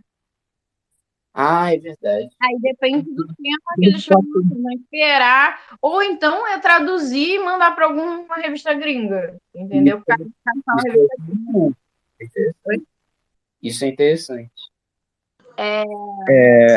das nacionais, eu acho que as Germanáuticas seriam uma. Eu não sei se faz tanto. Eu acho que sim. Mas depende da leitura. Pelas leituras de vocês, eu acho que o conto tá passando bem. Tá bem próximo do que eu estava sentindo, do que eu estava imaginando quando eu escrevi. E Uhum. feliz. Então, eu acho que nessa pegada, talvez o pessoal da Escola Náutica pudesse gostar. E aí eu acho que combinaria e, tipo, eles pagam. Então, na verdade, não seria só publicar, eu venderia o conto para eles. E a terceira coisa é que eles têm uma rede grande de pessoas. Então, quando lá muita gente lê, às vezes vai para clube de livro, vão para outra, agora já estão no clube de livro. Enfim, as pessoas falam sobre, não seria um lugar legal para ser, por isso que eu estava pensando. Mas eu não sei, realmente, eu também não queria encher linguiça só para caber. Ver se tem onde desenvolver para ganhar mais pouco e tal, para poder mandar. Pô, é só pra. É porque eu vou precisar sair agora. Aí só pra poder falar que realmente, pô, a escrita tá muito boa. Eu li muito tranquilo, muito rápido, assim. Não é aquela coisa que você fica voltando pra entender as coisas. Você só vem lendo e aí alguma coisa que você não entendeu ali, aí você vai continuar, aí você entende. Pô, parabéns, Luísa. Tá muito foda mesmo. E essa questão mesmo de início, eu concordo com a outra colega que realmente eu acho que não precisa. Ele ficou muito mais dinâmico dessa forma como você colocou. Que aí fica naquele mistério, será que ela morreu? Será que ela não morreu? Aí tem essa questão também. Fiquei muito feliz que vocês gostaram, gente. Não tem uma. Não sei se vocês querem comentar mais alguma coisa antes de eu falar sobre. Eu queria só perguntar sobre essa questão, porque a Ashe, ela coloca como para ser uma deusa, um deus, tem que ser criador de alguma coisa. E parece que ela não é a criadora daquele mundo. E por isso que ela não se considera uma deusa. Na verdade, eu não tenho muito lore, assim, não tenho um grande. Eu não fiz uma criação. A criação. Porque assim. E também não tem tantas explicações, porque eu realmente. as explicações eu fui encontrando depois que eu fui escrevendo. Eu escrevi no que eu estava sentindo, da aula e tudo mais, das reflexões que a aula me trouxe. Então, o mundo foi sendo criado conforme, conforme eu fui escrevendo. Mas essa coisa realmente do tipo, ela não é uma deusa porque ela não criou. E, na verdade, isso foi uma coisa. Até me perguntaram se não tem vontade de estender. Eu não tenho vontade de estender esse, porque eu acho que o papel dele é só aquilo que tá ali. A discussão dele é o que tá ali dentro. Uhum. Esse conceito de deuses, de deusas, de repente não criaram coisas. Na verdade, que pra gente seriam deuses, porque são criaturas, né, acima da nossa compreensão. Mas que de repente não criaram coisas ou não são super venerados na Terra, não têm uma mitologia, não tem, eles existem, eles são. E aí isso ficou na minha cabeça. Então, realmente, talvez uma ideia que eu trabalho depois. Aí só eu acho que se for trabalhar alguma coisa para encher mais assim, para colocar mais palavras, trabalhar essa questão aí do lado da Ashe de deuses. Porque, como eu falei, parece que realmente ela não criou nada, por isso que ela não se considera uma deusa. E aí. E aí. Eu acho que é só uma ideia. De que pode, se quiser, trabalhar essa questão aí, até porque por que ela não se permite no relacionamento dela com a Alexandra se envolver assim, por conta, pode ser que ela pode ser mal vista pelos outros deuses, outras deusas, algo do tipo. Entendi. Eu vou pensar. Eu pensei, tipo, já que o pessoal vai falar sobre, né? Vou pegar essas reflexões, vou dar mais uma lida e ver se realmente tem como crescer, se eu acho que cabe, se não cabe, para ver se serve para mandar ou não. Agora, de interpretação, de leitura, eu achei as leituras. É porque assim, é o que eu falei, eu fui interpretando depois de já ter escrito, né? A discussão toda era em torno de tempo. A matéria que eu estou falando é sobre tempo, né? E é aquela coisa das marcas, sobre tempo, sobre história, sobre as marcas que a gente deixa, coisas assim. Mas mesmo assim, quando eu estava escrevendo, eu pensei em umas 3 interpretações diferentes e elas apareceram nas falas de vocês, então eu fiquei feliz, porque senão aqui não tô tão doida. Funcionou. Eu ia dizer que o seu conto, ele é o menor de todas as coisas que a gente leu esse mês e foi o que gerou mais discussão. Então, eu acho que, assim, ficou muito bom. Acho que ele, se a ideia já é alguma reflexão ou mais de uma interpretação, ele funcionou muito bem.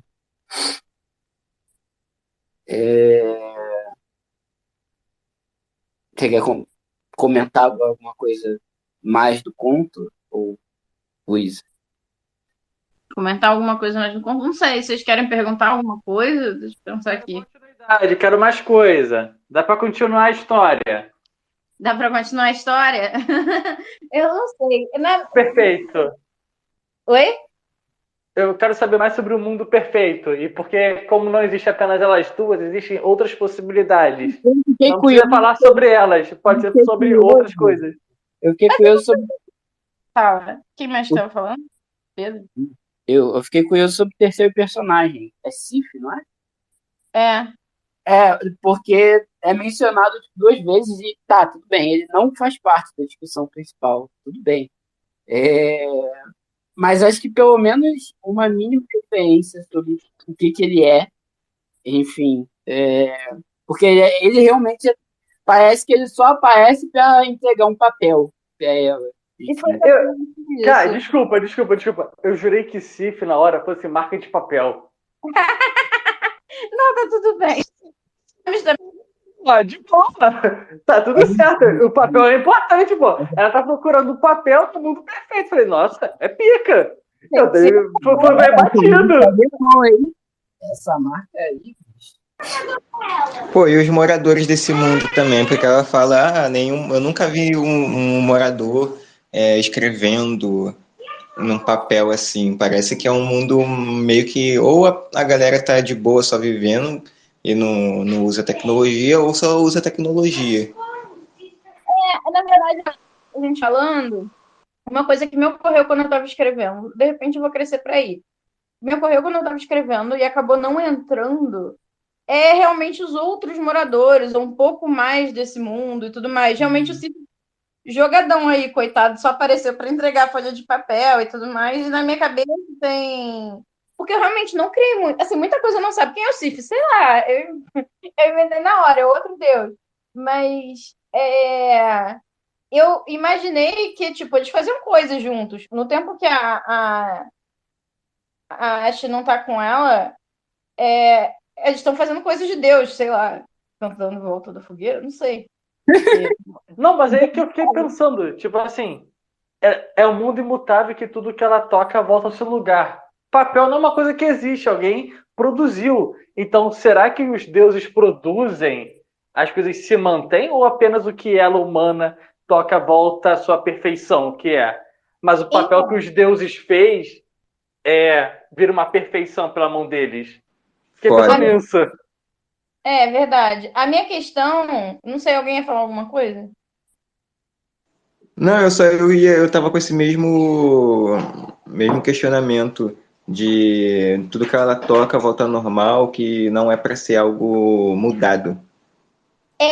Porque a minha questão era um mundo em que fosse impossível deixar marcas. Porque para eles não importa.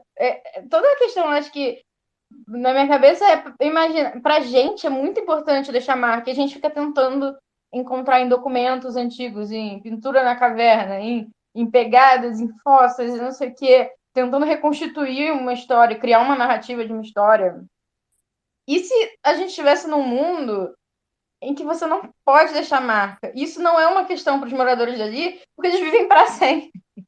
Então, para eles, foda-se marca, sabe? Não tem história, não tem. Eles lembram de tudo, eles estão. E, na verdade, a coisa toda do romance, eu até pensei. Não é bem um romance tipo, do relacionamento entre as duas. Foi a forma que eu encontrei para trabalhar isso. E essa. Porque eu fiquei, na verdade, a minha questão, quando eu comecei a escrever, era essa. Um ser humano. E eu acho que isso aqui é a Alexandre, né? Ela é bastante humana. O que um ser humano faz no mundo em que assim, não tem memória, não tem como você deixar um rastro, uma pegada e tudo Putz, mais. nossa, agora você deu uma Aí, estragada pra mim. eu vou sair, Desculpa. desculpa, eu vou sair agora aí só para avisar, tá? Bom, Tá bom, Renato, obrigada coração. por aparecer hoje para falar, por participar. Obrigada pela leitura. Olha, eu vou tentar na próxima. Valeu, gente, até mais. Tchau, Até. tchau, coração. Pô, Luísa, eu vou ter que falar que você deu uma estragada agora pra mim. Porque. Tá me escutando? Perdão. Eu tô escutando, eu tô escutando. Eu fiquei, cara, eu não sei se eu falo essas coisas, só que eu tô na conversa enfim, eu passei o dia pensando. Tô desde ontem pensando. Vamos lá. O trabalho você ainda tá pensando. Da forma É. que tá, pra mim ele já é perfeito como a história deveria ser. Uhum. A gente pode. A gente é o cara. Você pode modificar porque você tem outras pretensões aí com ele. Perfeito. É porque agora você falou de marca, eu não tinha pensado em questão de marca, sobre deixar marca. Mas ao mesmo tempo que você fala que os seres ali são eternos e perfeitos, a existência da própria Alexandra ali e de todas as tentativas dela, ela tá deixando a sua marca na existência dela. O existir dela e as tentativas dela deixa uma marca nos moradores desse local. É verdade. Na verdade, oi? Alguém ia falar. Não, eu falei, de certa forma, sim. Se você pensar que a gente, na nossa existência, no nosso mundo mortal, tem aquela coisa que, tipo. Uma frase que veio na minha cabeça que o tempo é inexorável, porque eu lembro que eu li essa palavra quando eu tinha uns 14 anos. Quando eu tinha uns 14, 15 anos, eu li Os Miseráveis, e tinha essa palavra, inexorável. E aí eu olhei no dicionário e eu não entendi. E eu demorei muito para entender, e eu acho que eu entendo agora. E aí, na minha cabeça, é o que é. Enfim, descreve o tempo, não sei.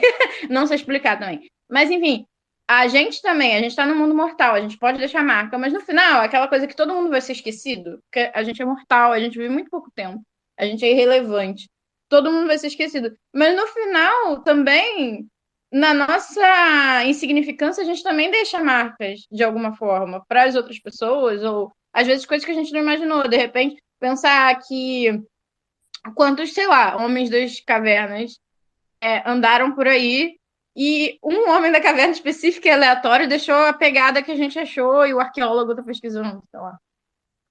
Não sei. E aí, de repente, a Alexandra, que é insignificante teoricamente naquele mundo, em que ela não pode deixar uma marca, mas só a existência dela deixa uma marca, eu acho que é uma perspectiva bem interessante, na verdade.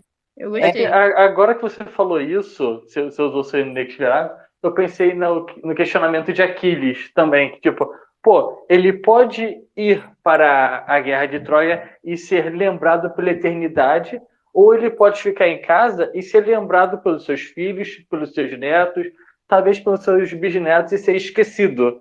Mas ele vai deixar sua marca ali de qualquer forma. A questão é o tempo que a marca dele vai ficar. Então, mesmo que a Alexandra não consiga escrever nada, fazer nada físico, a presença dela naquele ambiente é a marca dela. Talvez seja por isso que a deusa tenha escolhido, não necessariamente ela, mas traga humanos em tempos... Aí, já estou criando a mitologia aí. Para fazer, de certa forma, uma modificação no mundo deles, que deve ser eterno e ser tudo igual. Então, sei lá, trazer o humano que tente mostrar a humanidade, tente mostrar a efemeridade das coisas. Talvez seja isso. É verdade. Eu tô comparando aqui os vampiros da Anne Rice com aquele cara do Sandman. Putz, eu ia chegar nisso. Porque tem essa visão de viver para sempre. Porque tem essa coisa que as pessoas falam, não, mas viver para sempre é ser muito chato. E eu não acho, eu acho que isso é o que a gente mortal fala para poder se consolar, que a gente não vai viver para sempre. E aí a gente tem os vampiros da Anne Rice, que eles querem viver para sempre, mas eles querem viver para sempre no mundo que eles conhecem, eles não querem que as coisas mudem. E aí, porque eles não conseguem se adaptar, pelo menos assim, eu só li uma entrevista com o vampiro, né? Mas a discussão toda do vampiro se matar é essa, né? Tipo, você não consegue se adaptar nesse mundo novo. Ele não queria viver para sempre nesse mundo, ele queria viver para sempre naquele mundo.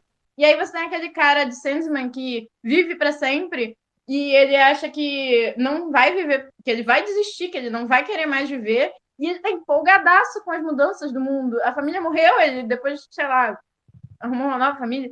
Mas assim, a tecnologia se desenvolveu, as coisas estão acontecendo, estão mudando e isso para ele é super empolgante. Pô, ele vive como humano. Pô, ele teve uma família que morreu, ele teve o luto dele. Depois ele continua. Agora, exato. Rice os vampiros querem ser gays, é só isso que eles querem.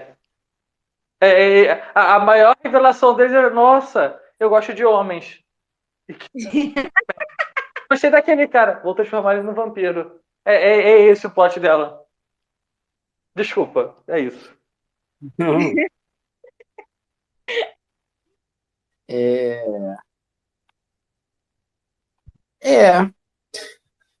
Eu acho que no final das contas eu gostei. Essa coisa que a gente falou de continuidade, acho que quando eu estava lendo, pensando, cara, se isso fosse uma história maior, provavelmente ia ter vários desses conflitos da Alexandra tentando, de certa forma, trazer a Ashe para essa humanidade dela, né? E a Ashe, obviamente, como uma entidade, um ser superior, vamos colocar nesses termos, né? Que até o que é superior ou não é relativo, mas não entendendo.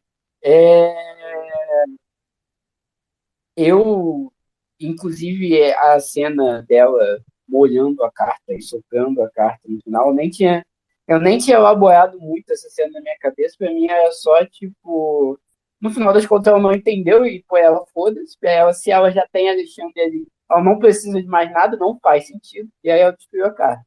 Na minha cabeça é simplista. Pô, você podia ter caminhado isso aí, naquele finalzinho da carta, realmente. Se a Alexandra despirocasse, eu ficaria muito satisfeito também. Eu acabei cortando você, Pedro, desculpa. Mas eu tenho que falar ainda que se o conto ele quisesse se prolongar, se for ainda o objetivo, eu gosto do início. Tudo bem, o início, quando eu li, eu achei ele meio confuso por Tá, eu estava perdido da mesma forma que ela estava perdida na questão dela de tempo. Então faz sentido eu também estar perdido junto com ela. Só que, putz, eu super gostaria de ter um pouquinho. Não precisa explicar o porquê dela. Mas, pô, se tivesse apenas uma citação que, pô, você me tirou de lá e eu vim pra cá, você me escolheu. Alguma coisa assim, só pra eu ter esse gostinho de saber, pô, ela foi especial pra ela. A Ashe mesmo não demonstrando, ela escolheu a Alexandra por algum motivo. Talvez ela nunca explique, mas tá ali. Eu acho que parte da coisa do conto é a gente chegar no final e a gente não saber, no final das contas, ela foi escolhida, ela escolheu estar ali, foi uma soma dos fatores, e tipo assim, não sei. Sim, perfeito. Só que o que está acontecendo agora comigo é que hoje eu estou tendo a oportunidade de falar com o autor. Eu perguntar, e aí, filho da puta, a Capitu traiu ou não traiu? Nossa, irmão, eu já tive essa reflexão com o cara, agora eu quero saber a tua. E a gente sempre vem aqui falar dos autores, não, pô, queria saber mais. Pô, eu acho que a história A, B, C poderia ter avançado pra cá, pra lá. Pô, por que será que o autor não fez isso? Eu posso perguntar isso na cara dela. E aí você diz, Mas, Manquinha, antes da Luísa responder, deixa eu interromper aqui. Para mim, tinha ficado subentendido, por algumas falas da Alexandra, que elas tinham se envolvido primeiro no mundo humano, no mundo real, que eles tinham um relacionamento andando, e aí chegou um dia que a chegou para ela e falou, vambora, sabe? Vambora, não precisa de mala, vambora. Foi mais Depois eu explico, sabe? Mas aí, Tipo, pra mim não faz ela tinha um sentido relacionamento a estabelecido. Ashe. Mas isso daí não faz sentido pra mim como a personagem Ashe, porque ela é perfeita, ela não precisaria nem sair de onde é que ela tava. Então ela saiu do mundo perfeito dela para ir para a Terra, vamos supor que é a Terra, por algum objetivo. Então ela saiu do mundo perfeito dela e caminhou por quê? Então, por exemplo, ela chama a Alexandre de meu presente. Ela pode, sei lá, ter ido à Terra em busca de alguma coisa específica, desenvolver um relacionamento com a Alexandre e falar, ok, conseguiu o que eu queria, vambora. E aí leva o presente dela pro mundo dela. Enfim. Então, ou talvez se outra pessoa deu Alexandre, olha só, a minha escrava aí leva, é tua, é presente. Então, mas nesse sentido, para mim, pelo menos não me gerou confusão, porque é a mesma coisa de, por que os deuses gregos vinham pra Terra pegar humanos, entendeu? O relacionamento com humanos você já tem um deus. Por que capricho? Porque pra mim, Zeus estava meio horny aquele dia. Capricho puro, pô! Capricho e manipulação pura. Então, pra mim, eu não pensei duas vezes. Mas eu entendo. É isso, autora. É só isso. Parei. Não, eu acho que a leitura é essa que a Nívia e o Pedro falaram mesmo, né? Aquela coisa de, tipo, ela tinha um relacionamento. Por que ela... E, na verdade, ela é perfeita aos olhos... A gente tem a perspectiva da Alexandra, né? Aí tem muitas questões. O que é perfeição, né? Na verdade, até que eu falei sobre, tipo, a Ashe é um ser superior, mas essa superioridade é relativa. Tipo, ela é um ser superior, ela não consegue entender a humanidade da Alexandra. Isso é um grande problema, na verdade. E é isso que a história nos apresenta. Sim. É um ser que está... Então, novamente, vou falar em relacionamento tóxico. Esse é o clássico, cara. Uma das pessoas tem trabalho e outra está estudando. É isso. Mas é o que eu falei, a relação de poder ali pra ela, tipo, ela não se intitula deusa, quem dá esse título de deusa pra ela é a Alexandra, porque a Alexandra olha pra ela de baixo pra cima com essa admiração, mas a gente não vai saber o que ela realmente é, a gente só tem essa visão, é a única perspectiva que a gente tem. Bom, Mês que vem eu quero o capítulo 2. Ou conto sobre os contos, não sei. Dá teu jeito. assim, Vai para as aulas. eu vou explicar depois o porquê eu tinha dito o que eu tinha dito, mas eu retiro o que eu disse sobre a coisa da identidade, se você fosse publicar o conto separado. Acho que o conto já funciona por si só. Mas depois eu vou te explicar por quê. Que eu tinha pensado. Pessoalmente a gente vai discutir depois da... Mas, enfim. Mais alguma coisa a comentar sobre o conto da Luísa? Que, de novo, é o menor ponto que gerou mais discussão. Novamente, não é o tamanho das páginas que importa, e sim a história que corre. Exato. Conteúdo. Sobre o tamanho do impacto, tá certo. Não, mas eu só queria acrescentar que, tipo, apesar de eu achar que sim, dá pra aumentar se você quiser aumentar para propósito, mas não sei, eu acho que ele funciona muito bem como é que ele tá. Eu gosto muito de conto aberto, que abre esse espaço para a discussão que a gente está tendo aqui e para outras discussões e para vários questionamentos. Eu acho que aquele final dá para abrir inúmeras interpretações sobre ele. Também o início de como é que tudo começou, como é que chegou naquele ponto. Então, eu acho que ele funciona muito bem tendo esse início, meio e fim, e o início e o fim não bem definidos. Não sei, eu não acrescentaria mais nada, nem tiraria mais nada, mas tem o espaço. Mas eu acho que uma das coisas que torna ele mais misterioso, mais etéreo, assim, vamos colocar, é essa relação do final aberto a interpretações. Do final não, né? Dele completamente aberto a interpretações. Eu acho que conversando com vocês eu vi aumentar, talvez eu aumente realmente na ambientação, mas de repente dos outros deuses, uns detalhezinhos, assim. Eu realmente não gostaria de... Esse final, eu escrevi a primeira parte toda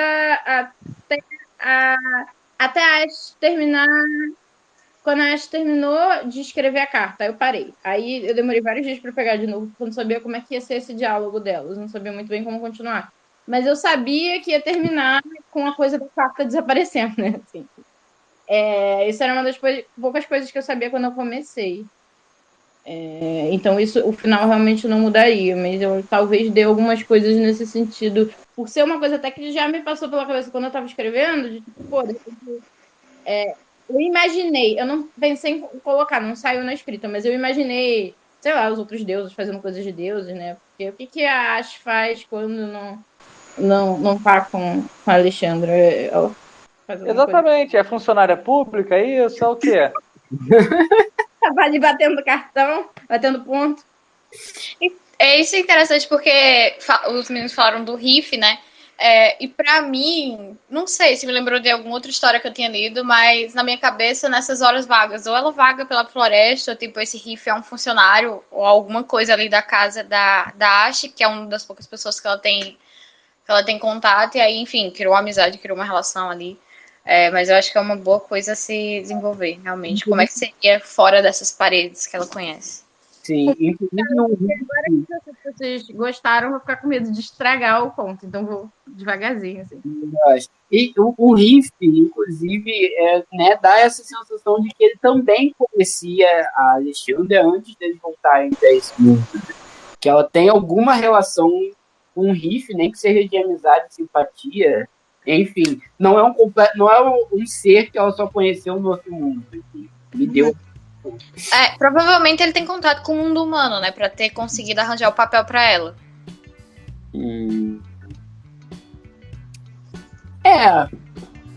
Talvez. Não sei como as coisas funcionam, né? Mas talvez. Enfim.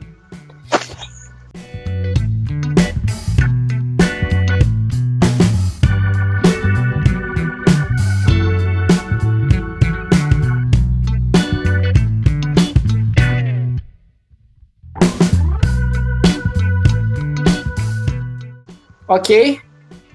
Mais alguma coisa? Qual que é o tema do próximo mês? Então, a gente... Muito legal. Falar disso. O Isa quer explicar? Não, se você quiser explicar, pode explicar. Eu tô empolgada pra falar também, mas não faz. Não, eu vou explicar a parte, aí você conclui. O que acontece? Em maio, normalmente, a Ana está lendo, todo mundo chama ela só de Ana está lendo, ou tem algum nome mais alto, né? Eu acho que a sua está... Ok, tá. Gente, eu já sei até. Pois é, a Ana está lendo, que é uma menina que é muito influencer, a gente poderia chamar desse jeito. Ela faz um evento em maio de todo ano, que é o Maio Nacional, que é um evento justamente para estimular leitura de livros nacionais, né, no geral, no mundo todo. Só que a gente pensou em fazer alguma coisa do clube em relação a isso, só que todo mês a gente sempre lê coisas nacionais já.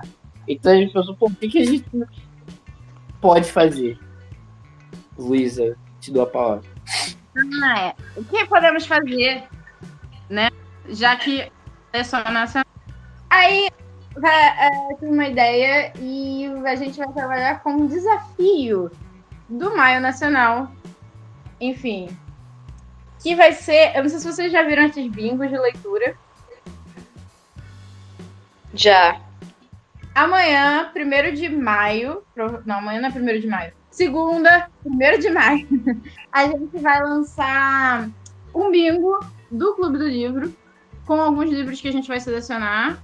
Tipo, o bingo já tá bonitinho, pronto, mas a gente ainda tem que terminar de selecionar os livros. Provavelmente vão ser contos curtinhos, porque, né, vai ser um desafio. E aí a gente vai lançar no grupo.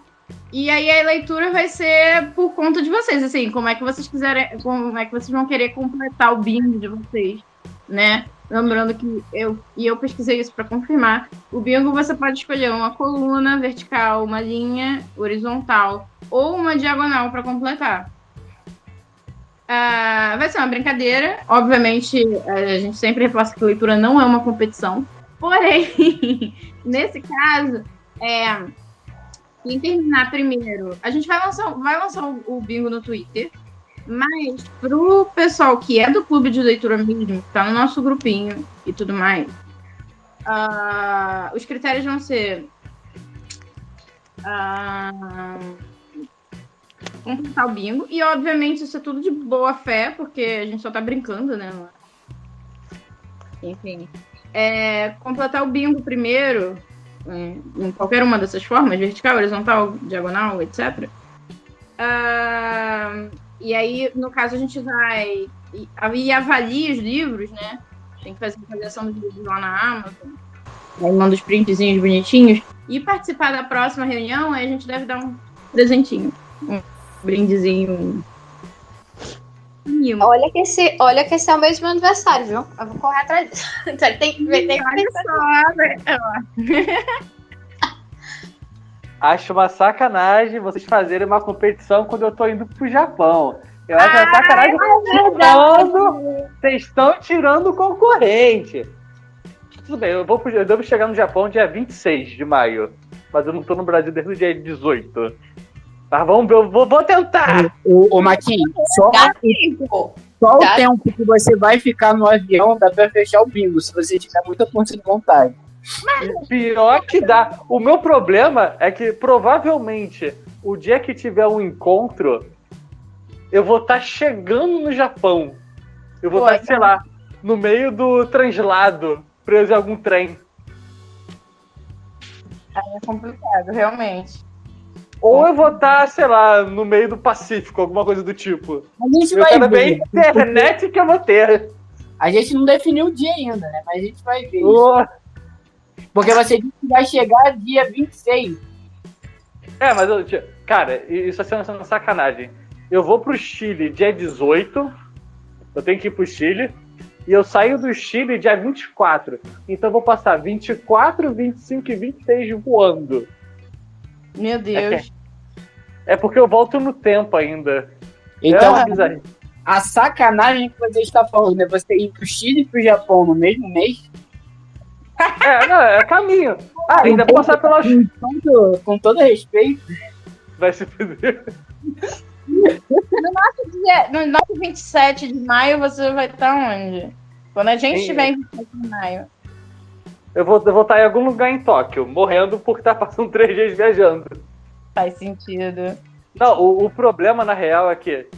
eu vou sair Chile e eu vou pra Austrália. Porque é o melhor caminho. Só que na Austrália, eu chego na Austrália, tipo, 8 horas da manhã e o voo pro Japão é 8 horas da noite. Eu morro de medo então assim. Maluco, eu vou estar em Sydney, sei lá, eu não sei o que fazer. Vou trocar soco com o canguru, visitar lá o lava-prato dele lá, que parece ser importante. E é isso. É o seguinte, a gente vai marcar. Eu vou tentar. E aí você vai descobrir na hora se você conseguiu ou não, pô, né? Exatamente. E eu vou conseguir. Dito isso,